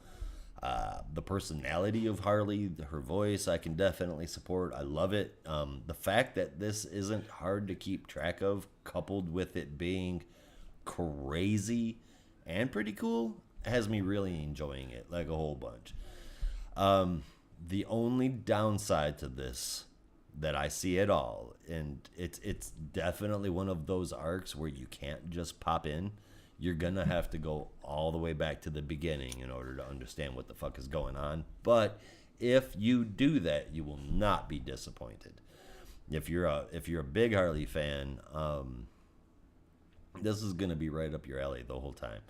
You know, and I know a number of people that stopped reading Harley books after Sam Humphries fucked everything, and this is the time to get back on it. Yeah. And we say start like from the beginning. You mean issue 1 or just 28 when Teeny Howard took over? When Teeny Howard took over, not issue 1. Yeah, just the last 6 issues, the beginning of this arc where, you know, the story comes into development. Yeah, and we get the Vorpal fish. Yes, and Harley as a college professor, which I think is such a cool fucking change for Harley. Me too. Like I hope that's something that sticks around. As do I. Yeah. Like I said in the backup, I pretty much already summed it up. It's Harley breaking the wall, hating she's in a comic book. It's weird, but it looks cool. There was supposed to be humor in it. The jokes didn't quite land, but the concept I really enjoyed. I gave the whole book an 8.25 out of 10. Right on. And Brandon did not read it, so we don't have anything to say.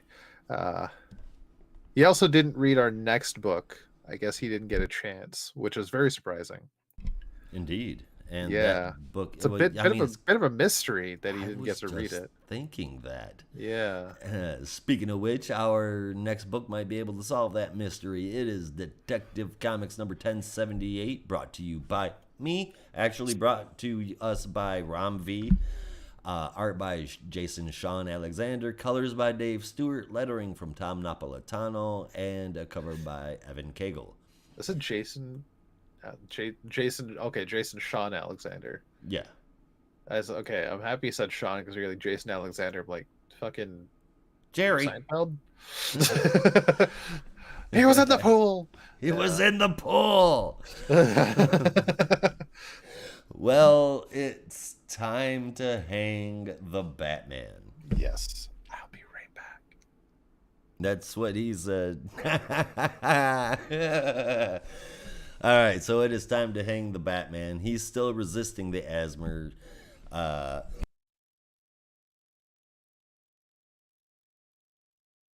Excuse me.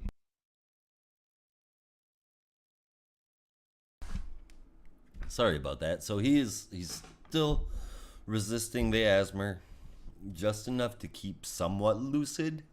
He says to the crowd that, and I'm paraphrasing here, everyone looks to the sun, but actually, let me look it up because it was a fairly good Batman quote here, real quick. So let me flip to that page real fast.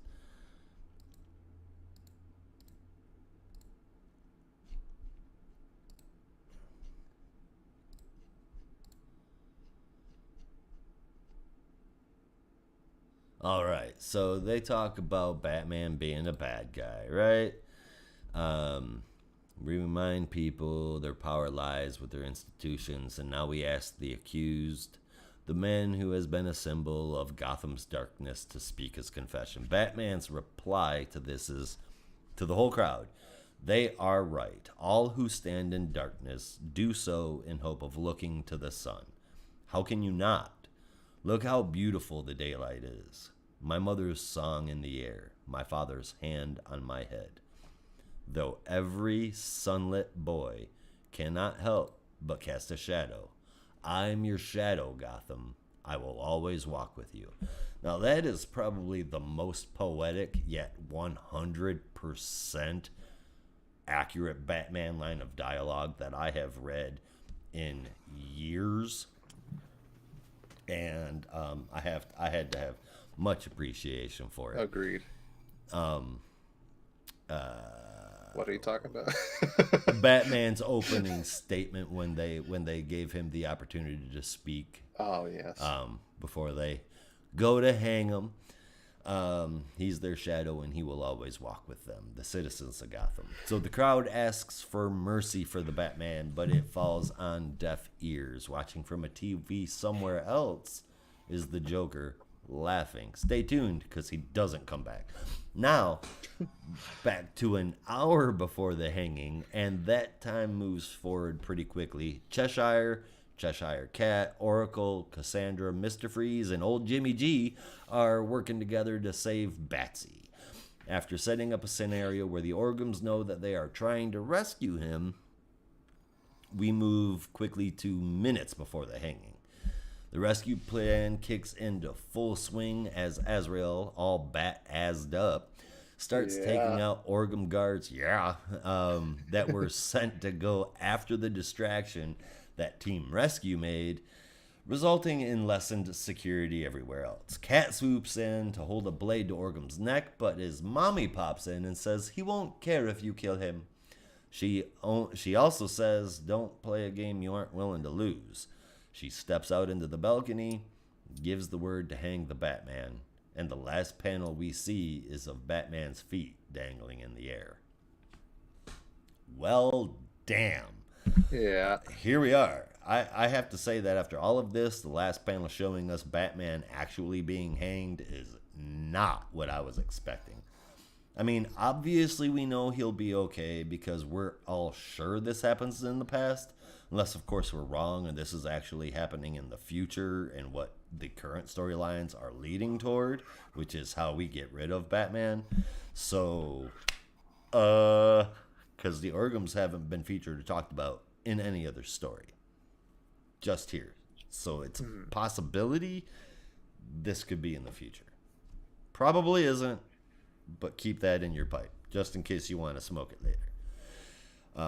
Alexander's art matches the style of the writing perfectly, as is the usual. Even steps it up here. The colors from Mulvihill, or excuse me, sorry, Dave.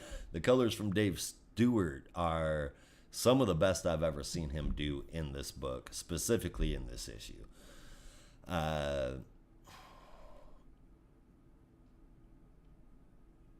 Yeah, so the colors are gorgeous, and the story had me gripped from the get-go. Detective Comics has been awesome for quite a while, thanks to Ron V. The backstory, the mystery, the unusual cast of characters, it all works to create this foundationally solid story that I just can't get enough of. I'm giving this book an 8.25 out of 10. It definitely deserves it. And then we get the backup. The backup. Written by Dan Waters, art from Casper Wingard, lettering from Steve Wands. Bet and Eco start out on a date, and it rehashes that they are both criminals. Eco feels crappy about it, but thinks to herself that at least she gets to pretend that she is a good guy once in a while by wearing Catwoman's suit. It ends with Eco going after all the criminal stuff Bet told her she was going to do. She takes all of it out, and then it wraps up with Eco breaking up with Bet over the phone, saying, "You're just beneath me." Loved it. That definitely contributed to the 8.25 out of 10 score. It was completely unnecessary, but it looked pretty good, and especially for Casper Wingard. It looked really good for Casper Wingard. And while unimportant, it was a cool little nod to Eco being more than just mobster / Selena lackey. This is her all out on her own. So I dug that. Worth every point of the 8.25 out of 10. Agreed. Just fantastic story still, and just getting the perspective of the kind of the extended Bat family to a certain extent. It is really interesting that the timeline is very confusing, and this is where I could go on and on and on about this shit. That's excuse me, where I'm not enjoying the story is that it's going on for so long that it's not meshing well with anything else, and you don't know when it's taking place, like how it's taking place, and as much as it's a good story, it's really its own thing, and it kind of just gives a fuck you to everything else around it. So it's really hard to keep in touch with that. Um, you could argue that since Catwoman is basically pulling up the B squad to help save Batman, with the exception of Cassandra, because she is forever A squad. Um, the rest of the Bat fam would be after Gotham War, so this is where it's like they're just not talking to him right now again. And then Selena at the end, you're muted again, dude. Selena was mostly okay with Batman by the end of that. Like they were all right, but like it's just very confusing as to where when the fuck this takes place in conjunction with everything else. So who bloody knows? But I can't be too mad about it because it's a damn good story. Right. And that moment of Asbats breaking out of that truck and be like, all right, bring it on, bitches. Fuck. And clear So and good. present danger. I mean, that was Asbat drawn perfectly. Oh God, was it ever? Perfectly. So good. I strongly applaud Jason Sean Alexander for that. Yeah. I 100% agree. It was just fantastic. The backup. Oh, it was Eco. It was interesting. It was a nice little side story of Eco as Catwoman, and I'm all for it. I thought that was really cool. Nothing major that you need to read, but it was just a nice little story on the side, which I think showing is all that the backups Eco need to be. isn't just Catwoman when Selena calls. No, and she's not just a regular old Yakuza boss. Right. Just a regular old run of the mill Yakuza boss. Yeah, a typical Yakuza boss. Yakuza all day and nothing else. No, she's got a conscience. You can appreciate that. Yeah. She's a good person that inherited a crime family. Yeah. So you work with what you got, right? You work with what you got. Exactly. Yeah.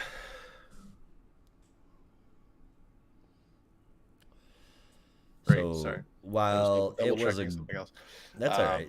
There's a bunch of great story. There's still mystery. There's still questions going on in Detective Comics. But I will give you that there wasn't much action.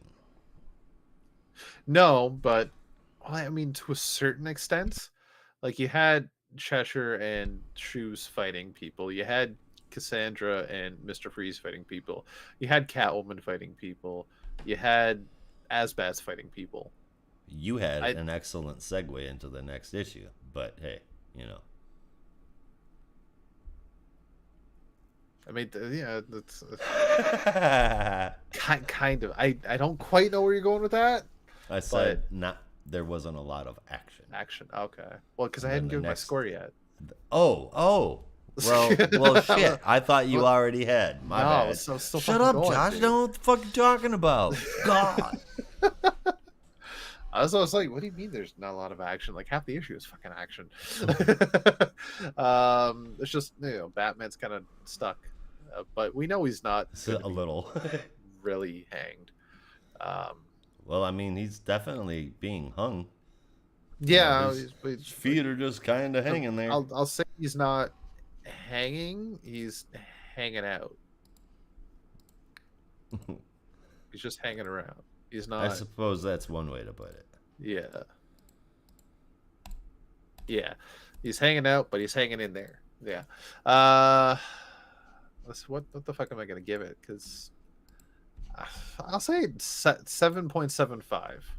I mean, do you see his feet? Yes. He's definitely hanging. I don't see his hands. It could be here. That's true. That's true. Yeah. All right, fair enough. Maybe he's okay. I mean, I think we can safely assume he's okay. He, whoops. uh, He's got to die sometime. yeah, but it's not gonna be in this. Like, there's a lot more story to go. Yeah, there is, And and I he think doesn't have to die. He's just he does have to retire. I'm not getting off that hill, guys. No, Sorry. I agree because eventually he needs to go retreat to the cave until Terry finds him. He's got a lot of work before he gets all gray and cane hobbled. Well, he retired before he was cane hobbled. Well, right, but he doesn't find Terry until he's all white and walking around with a cane and I know, shoulder implants. but it's still he's got to start somewhere. Start at the beginning. It's not going to start to get there until he retires. Mm-mm. And he definitely needs to, so he can allow the people that he has trained to be a better version of him do their job. Yes. Just saying, guys. When are we going to allow a young Terry in main continuity? Well, see, young Terry, or Terry at all, doesn't fit into main continuity because Terry's main continuity is in the future where Bruce is old as dirt. Yeah. So I mean, as I was saying, I was like, timeline doesn't make sense. It is perpetually 30 there's so many years into people the asking future. for it. Because we love Terry McGinnis. Wait, yeah, so Batman Beyond is perpetually 30 years into the future, no matter what year we are. And if you consider that we're pretty much at the time when Batman Beyond first came on TV back in like 1999, we're pretty close. 99. Oh my god, it was that long ago. Just that long ago. We're pretty close to the year that it took place. So the year 2000. I need that as a sound clip. All right. It's perpetually 30 years into the future. 50 Pretty depending much. on the book you're reading. Pretty much. And Terry was like 17 when he became Batman. So there's no way he's going to be in modern continuity. No, he can't. But I will tell you, let's pull up credits you weren't ready for, Murray. Lansing, yeah, writing Colin Kelly and Jackson Lansing writing Batman Beyond is I didn't know I needed that. Right? It's such a good story. It really is. But we'll get into more on that on the bonus spotlight show, on the bonus show. Yeah. But before we get to the bonus show, Action Comics number 1059, Men of Steel. This is brought to us was New Worlds Part 3. This is written by Philip Kennedy Johnson with art from Eddie Barrows and Eber Ferreira, colors from Matt Herms, and letters from Dave Sharp, with a great cover from Steve Beach. So we open up in Metropolis. Some punks have robbed a armored truck and kind of are in over their heads. Once one of them realizes they're in Metropolis, they see some people in the sky flying towards them and realize it's pretty much done for them. They surrender to Superman, but it's not Superman, it's Blue Earth, and they don't do surrender. They crash the truck right away and start lighting it on fire, and they're not here for surrender. They're not here to take prisoners, they are here to punish criminals. But that is when Clark arrives in his new super suit from steel, because he's mostly powerless, alongside a sword, and it's fucking badass. Looks cool. Looks really cool. So now Steel and Superman are going up against the Blue Earth group, and they have their work cut out for them, but thankfully the Super Fam are on their way to help out, and now it's a full-on fight between the two sides. But in the fight, Otherod gets a little bit of a psychic imprint from the leader of the Blue Earth, whose name escapes me at the time. Nora Uh, Stone. Laura Stone, thank you. Um, and Laura is trying to get psychic imprints on all the members Nora, of the like oh Dr. Freeze's ex. Nora. Sorry, I said Laura Yeah, Stone. I was thinking of Laura Moore from fucking that one Shorzy. place. Shorzy. Ah, Shorzy. Laura Moore. Yeah, For what? he'd be so fucking good to her.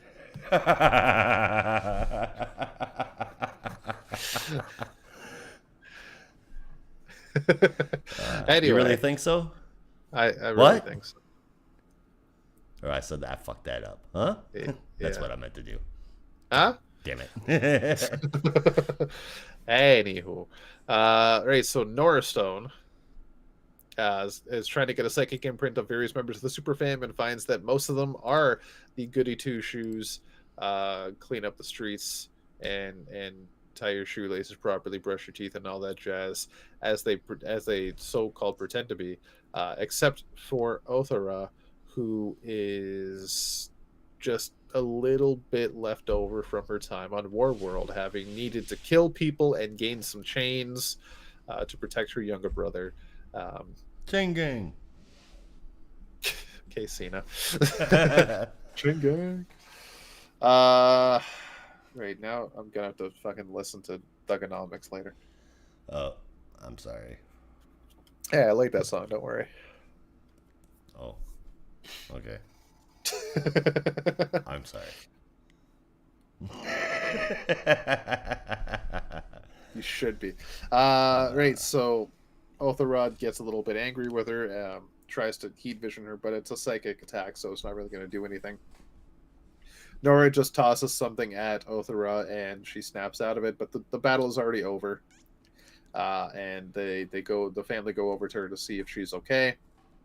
And finds that there's a pendant, a triangle-shaped pendant, in her hand. She wasn't sure where she got it. Kara asks, but she says just something she picked up. As the fight was finishing, Clark Liar. does. Huh? She's a liar. Oh, she's a liar. Yeah. Eternal As liar. the fight was finishing, Clark does try to put some hope into the Blue Earth group and say that we are here to help people, and if you have the powers you say you do, you don't need to do it the way you're doing it. Why don't you help people instead of cause damage and being bullies and whatnot? They say no, fuck you. The people are here for a show, and they just fuck around. um, so yeah, then back at Steelworks, Clark is getting a bit more of a power up, and from one of the machines that Natasha and John Henry have built to absorb solar energy and direct it directly into Superman and various Kryptonians. But that's when Lois arrives and says, "You need to check the news." Um, and that's when we find out that the news is being spun by the Blue Earth group and Nora Stone, and that the battle that was taking place between Blue Earth and the Super Fam has been doctored in footage that the Blue Earth group have released to make it seem like the Super Fam are the ones causing problems and wreaking havoc and destruction on the city. Um, Despite the fact that it was the other way around. That's when Nora Stone pops up. A freeze frame as Clark and Lois both they both get a sense of her looking familiar, and as Lois says she kind of looks like Bruce. That is when Clark realizes that he has met her before back in Batman Superman The Authority Special #1 on a little multiversal adventure. They ended up in a world where Batman had joined the League of Shadows and took over for Ra's al Ghul, and him and Talia had a daughter, and Nora Yeah. Stone is It's a that deep daughter. cut. It's from like 4 years ago or some shit like that. That could have been that long ago. Dude, I want to say it was like 2019. No, it's like last year. Uh-uh. That happened since Brandon and I have been on the show, and we've only been on the show for 2.5 years. No, you just hold on here, daggum second. That happened after Superman and the Authority. And that was just before Philip Kennedy Johnson took over.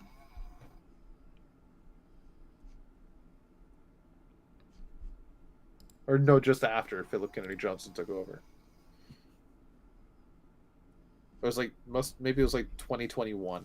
No, it was January 2022. God, it Yeah. feels like it was 700 years ago, Right? Yeah. or at least 4. But it does make me want to go back and read it. But it is collected in the upcoming Superman, or maybe it's out now, Superman the Warworld Saga trade paperback. Be sure to check it out if you haven't, and if you haven't, then why the fuck are you reading this? Because you really should. Yeah.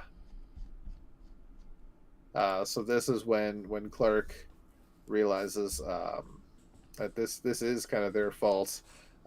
Bruce and his and this alien invasion stone that Nora keeps talking about, it's real, and it just so happens that it probably is the thing that Nora gave to Othora. And that's when it begins to activate and sucks in Othora into it. Clark arrives just in time after hearing her scream, but is too slow to actually save her from the teleportation. And then she ends up on Earth, Al Ghul, right in front of, I want to say that's Nora. It's really hard to tell. Yeah, that's Nora Stone. Okay. Use a bigger screen, homie. Yeah, I'm looking at my fucking phone. And that's when it ends. Next issue, Superman, Hellblazer, and the Demon. Which is going to be very interesting. I guess if you're going to Earth Al Ghul, you will need some magical backup. Only stands to reason. We then have backups. There's two backups. More after that. Jeez. Yep. We got 2. Part 2 of the little adventure with Ken and Kong. And I say Kenan because, not Keenan, because it was pointed out. It was very much pointed out by Gene Lewin Yang, who did the script with art from Victor Bogdanovich, colors from Mike Spicer, and letters from Dave Sharp. Being someone who has yet to read New Superman, but I have Volume 1 ready to go whenever I get around to it. Oh, you haven't read that yet? No, I haven't read it yet. It is, dude, I know. I was surprisingly impressed with it. It was a very enjoyable read. I wouldn't say it should have won any Book of the Year awards, but it was a very enjoyable read for me. Yeah. It came out during a time where there was just a lot going on. Yeah. It was too many books to read. And it was brand new. I'm like, I ain't got time to start another one. As interesting as this looks, I'm just like, yeah. Right, so in between what is and what is not, the Golden Bridge and the Silver Bridge, Pathways to the Afterlife, is before Kid and Kong, as well as Master... Is that typo? Master I Ching? Or is it just Master Ching? No, it's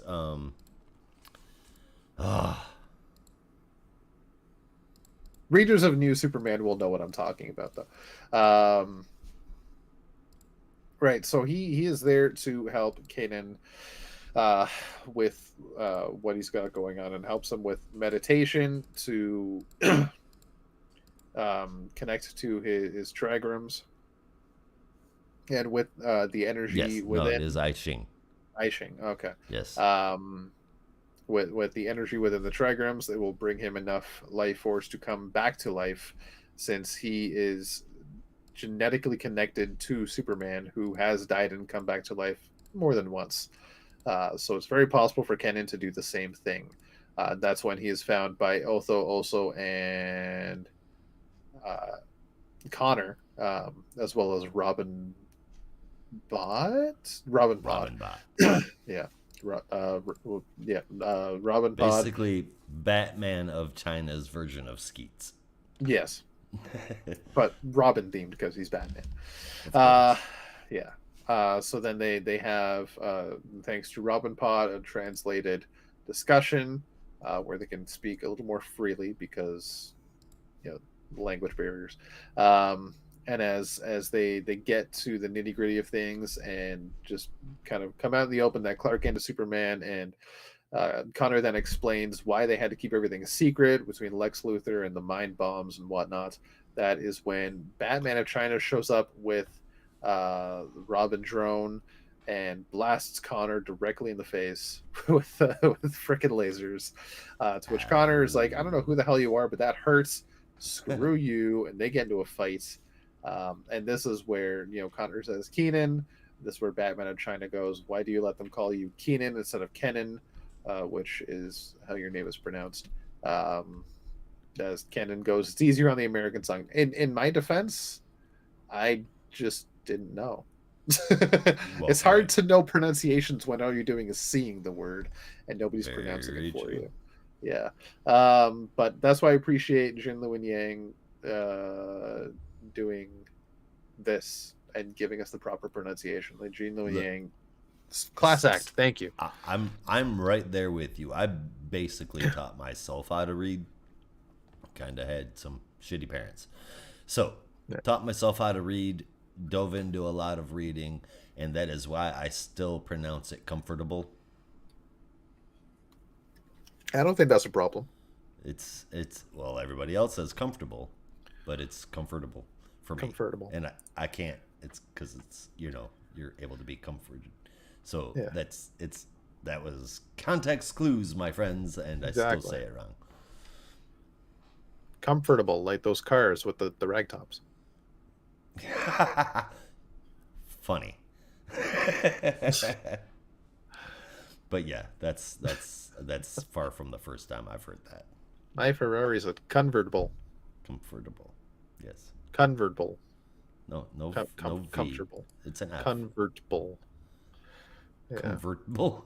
It's a comfortable. Convertible. Yeah. Well, that's harder to say than the other one. Yeah, it actually is. Right, so they have a little discussion. Kenan tries to get them to stop, but that is when Robin Pod asks Otho and Osel to fly Kenan away from Batman and says, you cannot tell Batman the truth. That you died and that you found out Superman's identity and all this stuff, because even if you don't tell him Superman's identity, he's one of the best deductive minds on the planet. He will figure it out and he will die. So if you have any other plans, by all means, I will tell you the one that has the least amount of chance of Batman dying, and we'll go with that. So the plan basically is Kenan goes back there, stops him, and then as Batman of China goes into what's gotten into you, you and I are a team, and that's when Kenan goes, the supers are my team now. If you want to investigate them, you'll have to go through me. And that's when Superman and Batman are like, we're basically going to another Batman v Superman. Hopefully. And I hope not. But this is where the story ends. Batman goes back to China. And Kenan is now an official member of the Super Fam, complete with a new leather jacket. But he's, as you see in the final panel, as much as the jacket fits great, he's none too happy about having to leave his old friend behind. Mm-hmm. Sad, but fair. And then we get Superman John Kent in Heart in Metropolis, written by Dan Parents from art from Marguerite Sauvage, and letters from Dave Sharp. Very simple story. John is babysitting Otho and Osel, trying to get them to bed, and that's when Lois calls and tells them, okay, no, it's time to go to bed. And they do. And John and Lois have a discussion about how busy everyone is. Clark doing his thing, of course, being Superman, and Lois running the Daily Planet now. And while it is after 9 p.m. on a weekday, she still has a meeting that she called 20 minutes ago with the office, and the mayor is also waiting on a Zoom call. So the day's never ending in a newspaper room, I guess. Right. Yeah. So that's when he tries to call on Jay, because he hasn't seen Jay in a bit, but Jay is also busy with his new job. But a little later on in the night, he gets a call, and the pair talk all night and agree to go on a date the next day, despite the fact that, Jay's job just basically went kaputski in the middle of the conversation. Like at 4 a.m., he got pings that the last 2 days of work he did are just destroyed because a server crashed. he has to go in and help. But John was like, "Nah, screw that. Play hooky. You didn't get the message. We're having a date." Just like that's not good. It's also not very Kent like. No, it really isn't. But at the same time, I get it. But like it's That's not what a Kent would do. no. Responsibility Right, so before all. yeah. So the next day for lunch, they have their lunch date, a Mexican feast. But that is at the same time. This is when the fight in Steelworks number 3 takes place. So John drops Jay off at Steelworks Tower so he can run things from inside, and Jay goes off to join the family in stopping the action outside.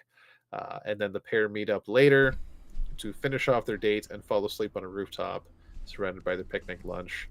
And it's just very freaking cute. Clark and Lois also have a little bit of a moment saying, no, they should trust him. We don't need to go hunting him down, even though he's not answering his phone. But like parents, like, okay, let him have his space. Yeah. That was just a nice little side story for John. I liked it. Art was fantastic throughout the issue. I gotta say, loved it. I'm just going back and checking everything. There were some faces from Nora Stone I was not in love with, but everything else, freaking awesome. This is 1059. This is November. I think we have one more issue of Philip Kennedy Johnson in Action Comics, and that's depressing. That's sad. Yeah. At least I think it was one more issue. It might be 2, but I'm pretty sure it's only 1. Because January is when Jonathan Hickman? What? No, who's taking over? It ain't Jonathan Hickman. Jonathan. No. Oh man. Let's see. Brandon. This is why we don't pay Jason you. Aaron. Jason Aaron. Sorry. Thank you. I think it started with a J and he was from Marvel. So Fucking Jason Hickman. Can you imagine Jonathan Hickman on Action Comics though? I can't imagine Jonathan Hickman on a DC book. He's just. I want to. I can't. Jonathan Hickman is quintessential Marvel. He is, but people also said that about Bendis. And look what Bendis did when he came to DC. Yeah, but he broke everything he touched. But he also started to break things in Marvel. Jonathan Hickman hasn't done that. Fair enough. He's written 3 epic runs from 3 different books: Fantastic Four, Avengers, and X-Men. Yeah. And they've all been stellar. Which one out of the 3 would you have to? If you had to pick one to name his best, which one would you pick? So I have not read his X-Men work. I'm just basing it off of what I read online from people's reactions, and from Brandon and Kirk. They rave about Jonathan Hickman's work on X-Men, which, knowing it's Jonathan Hickman, makes sense. His Avengers stuff was epic, but so if I'm just picking between Avengers and Fantastic Four, I'm picking Fantastic Four. Because it had a lot of heartfelt, heavy moments with the family, and it got really down to the nitty gritty and expanded that world a lot. Between the Council of Reeds, the Future Foundation, FF, led by the fucking Ant-Man. Jesus, not Pym. Oh my God. Scott Lang. Scott Lang, thank you. Yeah. How do I? I'm not supposed to be the guy to answer Marvel questions. Yeah, like the Hickman's Fantastic Four was amazing. No, sorry, it wasn't amazing. It was fantastic. Yeah. There's a hot take, and I wish you would have read Hickman's X-Men, but for me, if it ever comes out in an omnibus, I'll probably pick it up. All right, go ahead and do that. Then you'll have to. You got to read that, and then you need to tell me who is the best X-Men writer: Claremont, Hickman, or Morrison. Bendis. Go home. I'm done. This is it, guys. I quit. Goodbye. You quit. Jesus. Okay, like full disclosure though, I did enjoy Bendis's X-Men. Oh God. I really didn't mind it at all. There was some interesting stuff during that time. Mm-hmm. Yeah. You can't. Did you ever read it? No. So you can't even. It's You Bendis. don't even know. He hasn't written anything good since he was on Moon Knight. His Uncanny X-Men, I Sucked. think You didn't read it. I don't need to. Oh my god! I think it predates Moon Knight. Maybe. I don't know. All I know is he wrote Miles sure. Morales. Yeah. The introduction of that was good. For some reason, Bendis is addicted to talking like he's a 14-year-old girl. Yeah. But so that's the thing. You did not get any of that in Uncanny X-Men. The characters were actually well written, and it gave a much deeper sense for Scott Summers. And you got really down to the core of his character. Of course, this was post Avengers versus X-Men, when Scott, along with 4 other mutants, were taken over by the Phoenix Force, and in the throes of the Dark Phoenix, Scott killed Xavier. And then he became a pariah to the entire mutant race. So you got a dark Scott, and it was really well done. Okay. Yeah. AVX, not fantastic, but Uncanny X-Men was actually really well done. And alongside you had Wolverine and the X-Men, because Wolverine was the only X-Man left at the mansion that wanted to run it. Not written by Bendis, but also fucking fantastic. It was Logan, like, running a school and being a professor. That. Yeah, that was fun as fuck. That gave us Kid Omega, which is one of Kirk's favorite characters of all time. I did not read that faithfully, but I am aware of when that came out. Yeah, that was I read good. every single issue of Morrison's run. I feel confident in saying that I've read 70% of Claremont's, and Right Hickman's was just as good as the two of those. Yeah, I'm excited to see where Hickman goes next. Apparently, his X-Men run is wrapping up soon, and then we'll see where he goes next. Like, what book he's going to tackle after X-Men, if he even has a plan, or if he's going to take a stab at DC, because I would fucking love it if he if you get Hickman to come back and have him be the one that brings back the Justice League. Holy shit. Bruh. Oh my god. It would be on a scale of Scott Snyder's Justice League, but good. Wow, that was just rude. Look. I think we can all say at this point that Snyder's Justice League had its moments, but it was not great. I will say that it is among his weakest contributions to DC. It's among his weakest contributions to comics. Wow, you're just kind of mean. Yeah, it's nice for a change, isn't it? Well, it's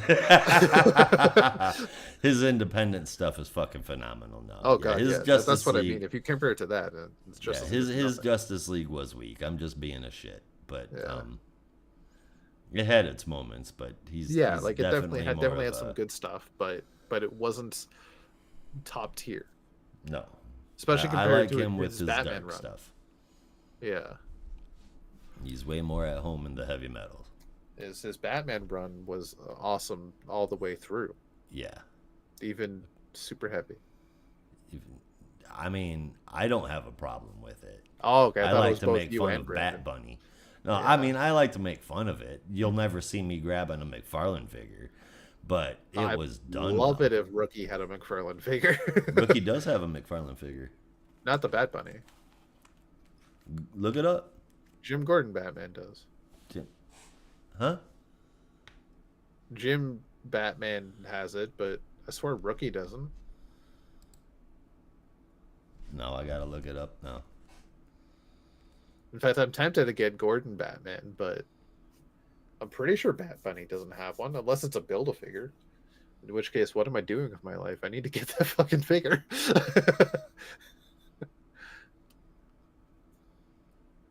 Anyway, Action Comics.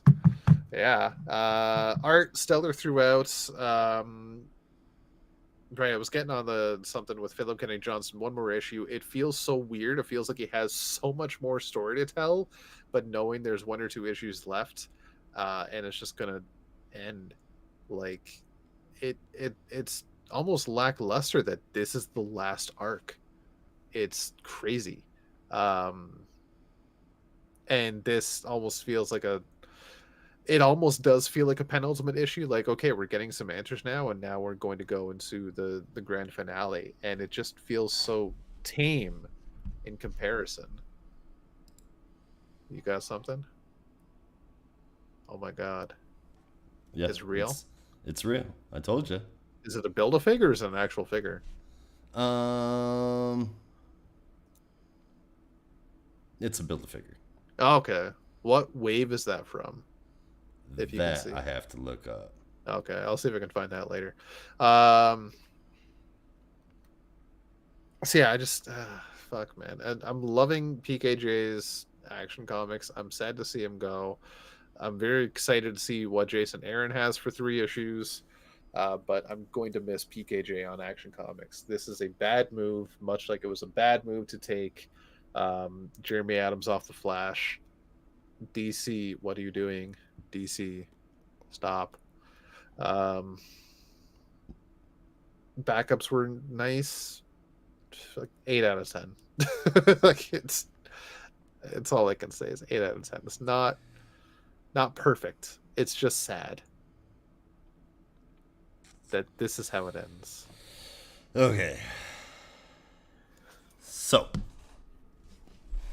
I am a huge Philip Kennedy Johnson fan. There's a couple problems that I got here. One is calling it Earth Al Ghul. That we don't do that. They go by numbers, not by letters or by names. If it's an Earth, it gets a numbered designation. Period. I feel like what's happening in the issue was very broadcast from the get-go of this arc. We all knew that she was going to be turning bad. I don't feel like this issue really added anything to the story.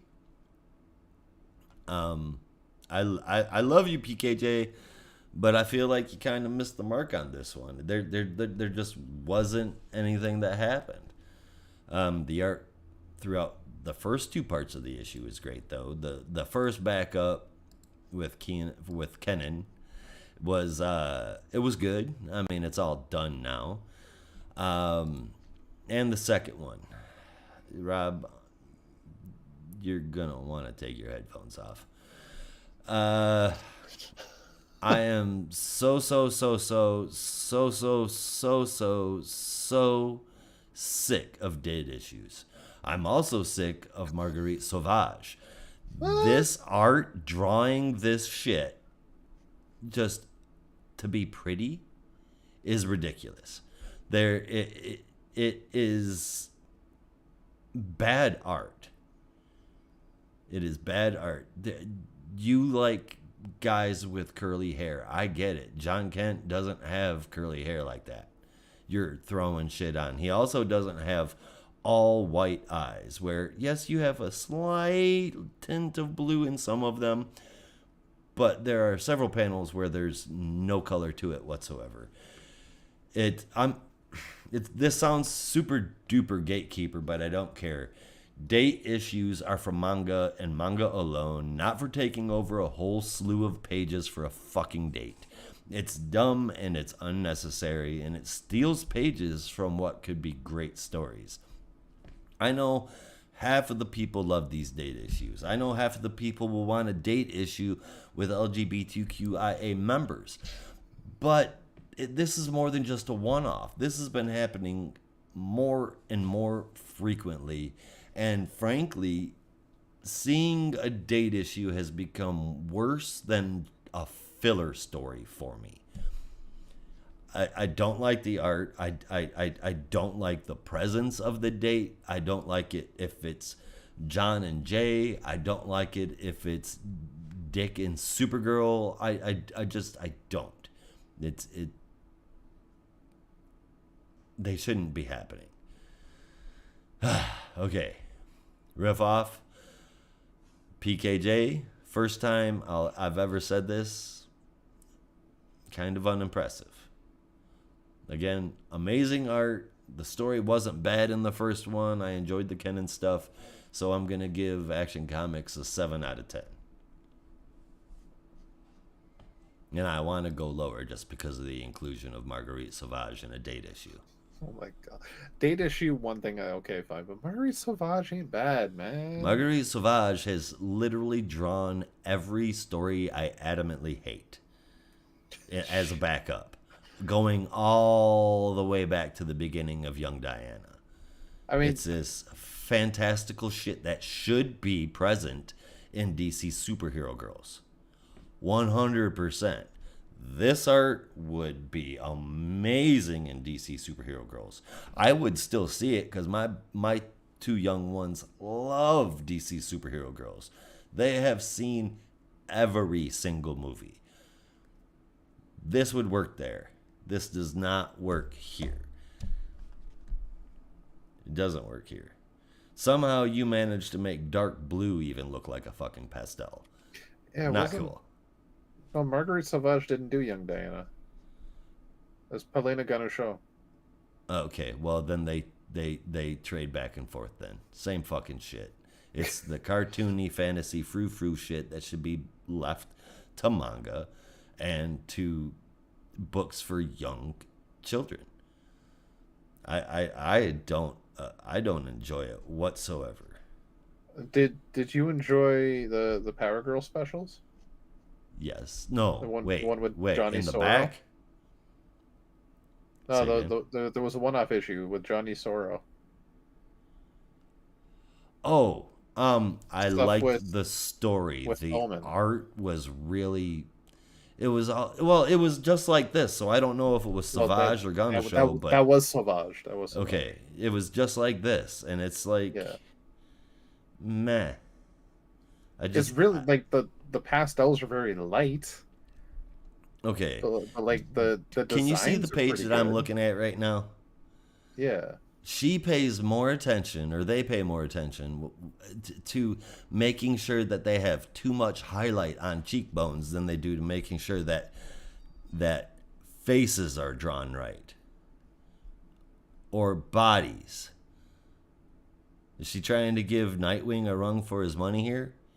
Okay, but then you see that like this panel. This is trash. You see this? Looks fucking fine.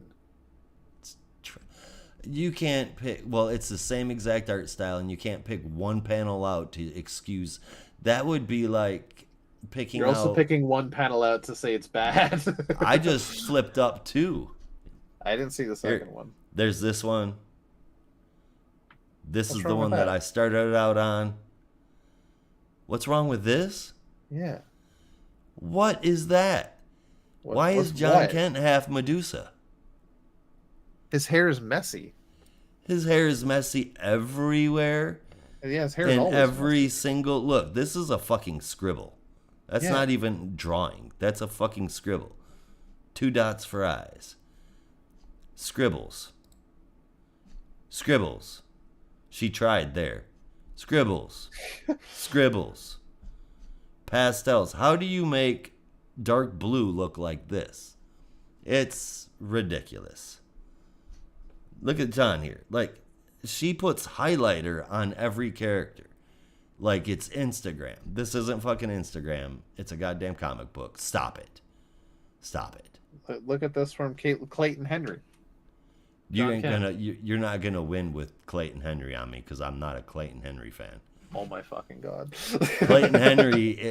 Clayton Henry to me is like the founding father of the Six Head. I'm having a tough time seeing that one. I'm Okay, pretty that's a little sure bit better. the interior art was Kian Torme, so I think the cover might have been too, but I can't be sure. But messy hair. It's Not all like over the this. place. Not like it's the that. Oh my god. It's that you're gonna tell me that cover looks like somebody took a Sharpie and scribbled, because Oh that's my- exactly what this shit looks like. my Somebody point, took a my marker point and is scribbled. messy hair. That's the whole thing. If you got messy hair, okay, fine, draw messy hair, but don't just throw a goddamn marker on it. Throw it around in a couple circles. That's her art style, fam. Her art style. That's my argument. Her art style is trash. That's my argument. Trash art style. I have never. You know what? That's why I don't draw comics. No, I didn't say you have a trash art style. I said you are a trash art style. Well, I have a trash art style, and that's why I don't draw comics. Yeah. Not even when I have comic books sitting here with scripts and everything. I'm still not going to illustrate them. Because it's garbage. I don't want to be the subject of another podcast where they rant about, like I do with Paula Gunnishow or Savage or Riley Rosmo or Tom Rainey. I wouldn't do that to people. I'm nicer than that. Maybe you should, and then you'll see how you make those guys feel. I know I'm shit. I'm not gonna go out there and say, hey, maybe somebody will like my shit. Do you like it? Does it smell good? It's a little fragrant. Got a symbiote Kind of smells in your like back. breakfast. What? Gonna go do a jazz number or no fucking reason? No, I'm not. Bully Maguire ripoff. Bully Maguire ripoff. I just saw a picture of Robert Pattinson as Batman again, and whenever I see that picture of him with the red background, all I can think of is him sitting there with a cigarette like that, listening to jazz. It's like, motherfucker. Why? You're not Batman, because he doesn't look like Batman. He looks like somebody who thinks he's edgy and cool. Oh, I'm Batman. Right. Anyway, yeah, so that was Action Comics, and that was our show. It was. Oh, wait, Brandon has notes. Notes. Oh, God. I really wish Brandon was here. We'd have, like, full-on discussion. So he's like, fuck, I did not see that coming, and I remembered that one shot with the Authority rescue one of the Fugernauts, but I didn't think that was going to go anywhere. I love the tease that Ulsara might turn towards the dark side, even though I don't want that. And I'm wondering how the hell they're going to make their way back to the dark multiverse. Constantine, maybe, according to next month's solicit. Anyway, the fact that there's only 2 issues left in this run is killing me, but hey, at least we got to enjoy the ride. One thing I am worried about is how the story plans to wrap the Fire of Ulgrin subplot that they teased with Othara and the New Gods. Are we not going to get to that? Or maybe get to it in another book? Hopefully it's the latter, and hopefully it's not just a rushed ending that tries to do everything in one issue. Although if PKJ found a clever way to tie together Blue Earth and the Dark Multiverse story and the Fire of Ulgrin story, that would be really impressive. But personally, I'd like to see that explored elsewhere if possible. Anyway, good shit as usual, and I plan to cry many tears when this run ends. But if reading comics has taught me anything, it's that a good run is really just the friends we made along the way. That brings me back to Halloween when I was bugging the shit out of my nephew. For like an hour, I was just constantly making "It's the friends we made along the way" jokes. Oh boy. He's 14. He was getting pissed off.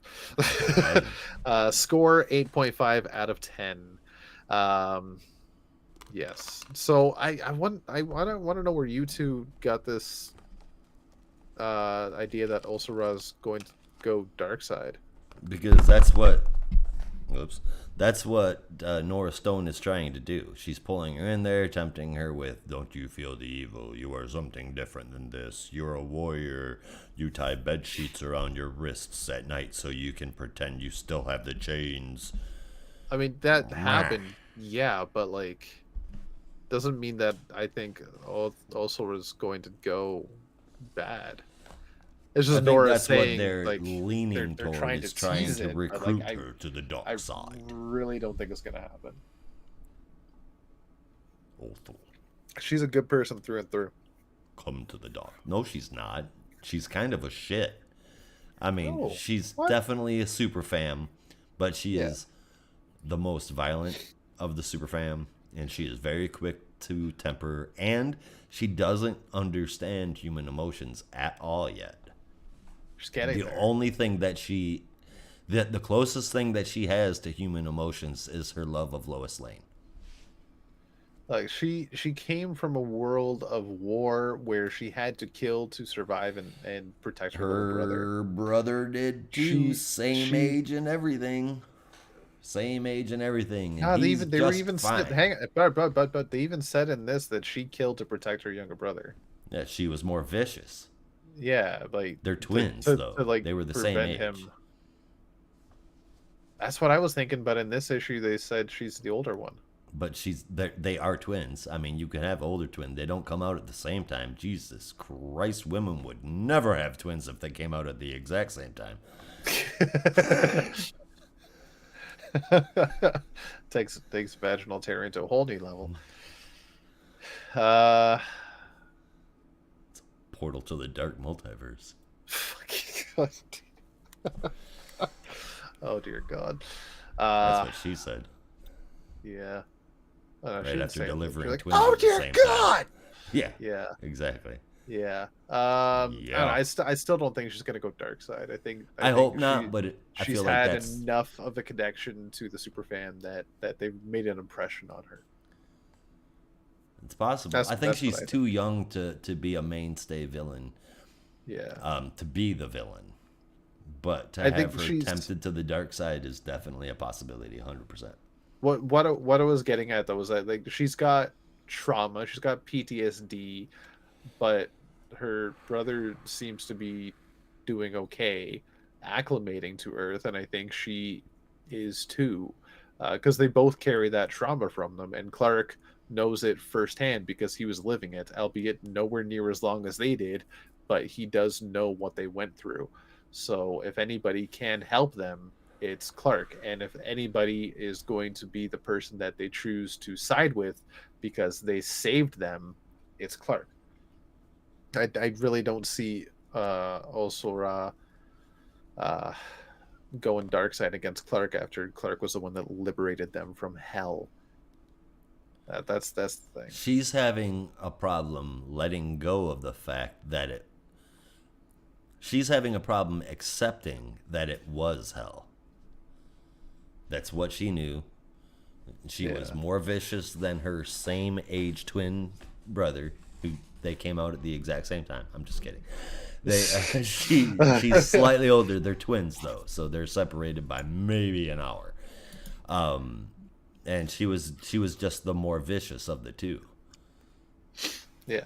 But in any case, I think she's there. That's part of the story, is that Nora Stone is going to try and tempt her to the dark side.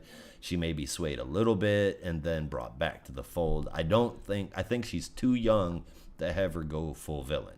But I definitely think that this is what the whole thing is about, is Nora Stone trying to take her and make her a big ass villain, because I mean she flat out says it that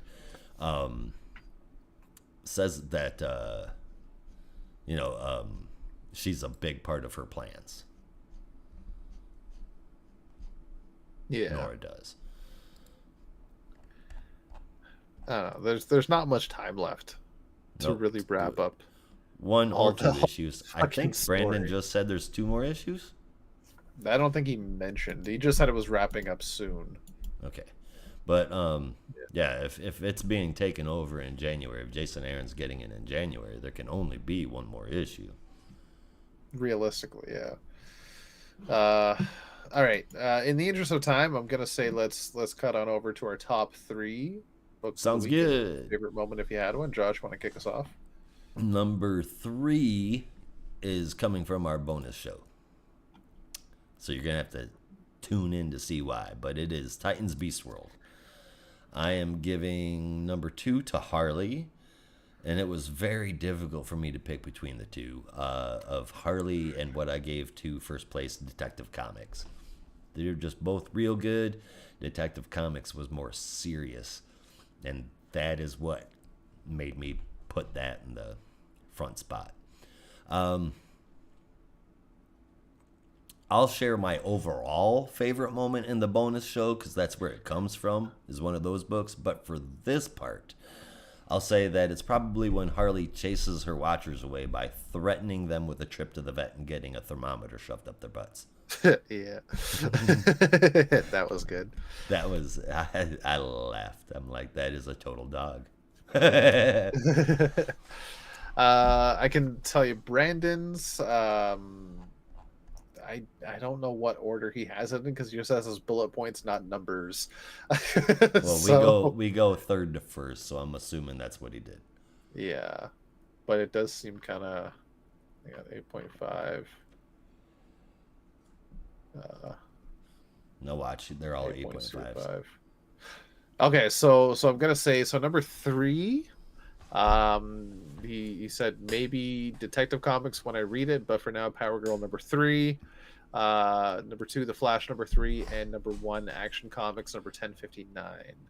And his favorite moment was going to be my favorite moment. Damn it, Brandon, you took it. I know I have first. I have the power, but like I can come up with a backup, and I do have a backup, but Brandon can't. So it's Impulse showing up in Flash number 3, and just like being Impulse with pumpkin spice pickles. Really. Ooh, what's that? I'm gonna poke it with the stick. I'll be right back. I'm gonna go find it. It's a really good stick. Yeah.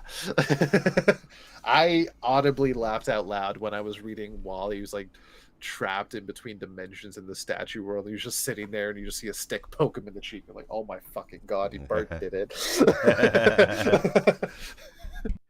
And Bart goes like, sorry, Wally, I couldn't help it. Right. He let the inner voice take over. Indeed. As for me, what was it? I had my top 3 listed, and I just fucking forgot what they were. Number 3, I'm going to give to Harley Quinn number 34.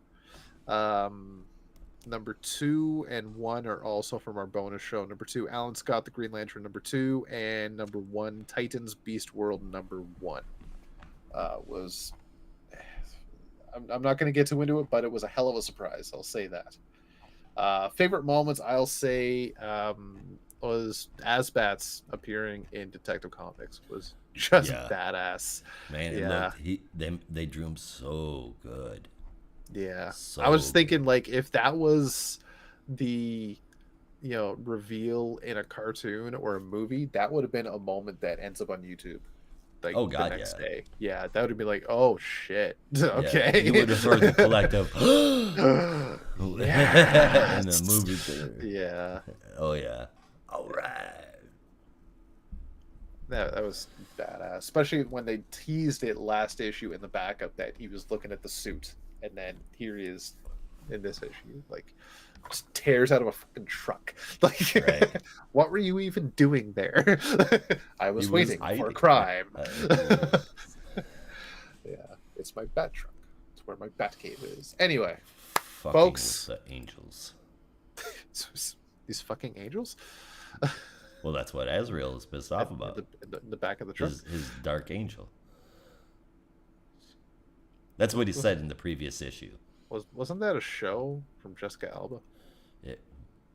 Oh God, I think it was. Oh, Jessica Alba was Invisible Woman. Yeah. And I'm trying to piece together some conspiracy, but I can't think of one. So anyway, that's our show. On that. Yeah, well, I'll build the conspiracy. I'll bring it back next week. Okay, so that's our show for the week. Thank you for joining us all. Don't forget, subscribe to our Discord for access to our bonus show, free discussion with us, and all sorts of fun shenanigans. We're often doing like random quizzes from Josh Badley explaining things with hats that don't have hats, much to the chagrin of Isaiah and myself. Thank God you're done with the hats. Bro, it's not a hat. It's a turban. That's a turban? It looks like bandages.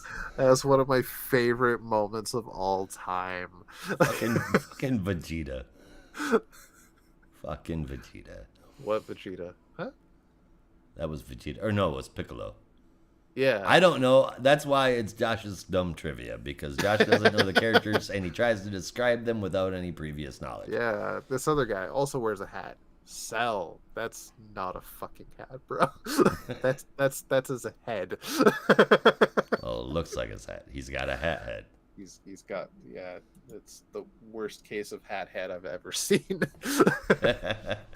All right, man. you can get to the fun Discord trivia. and everything else that Rob said by visiting the geekmatrixpod.com. So that is it. Thank you, everybody, for watching. We will be back next week covering all of DC's weekly releases. Same geek time, same geek channel.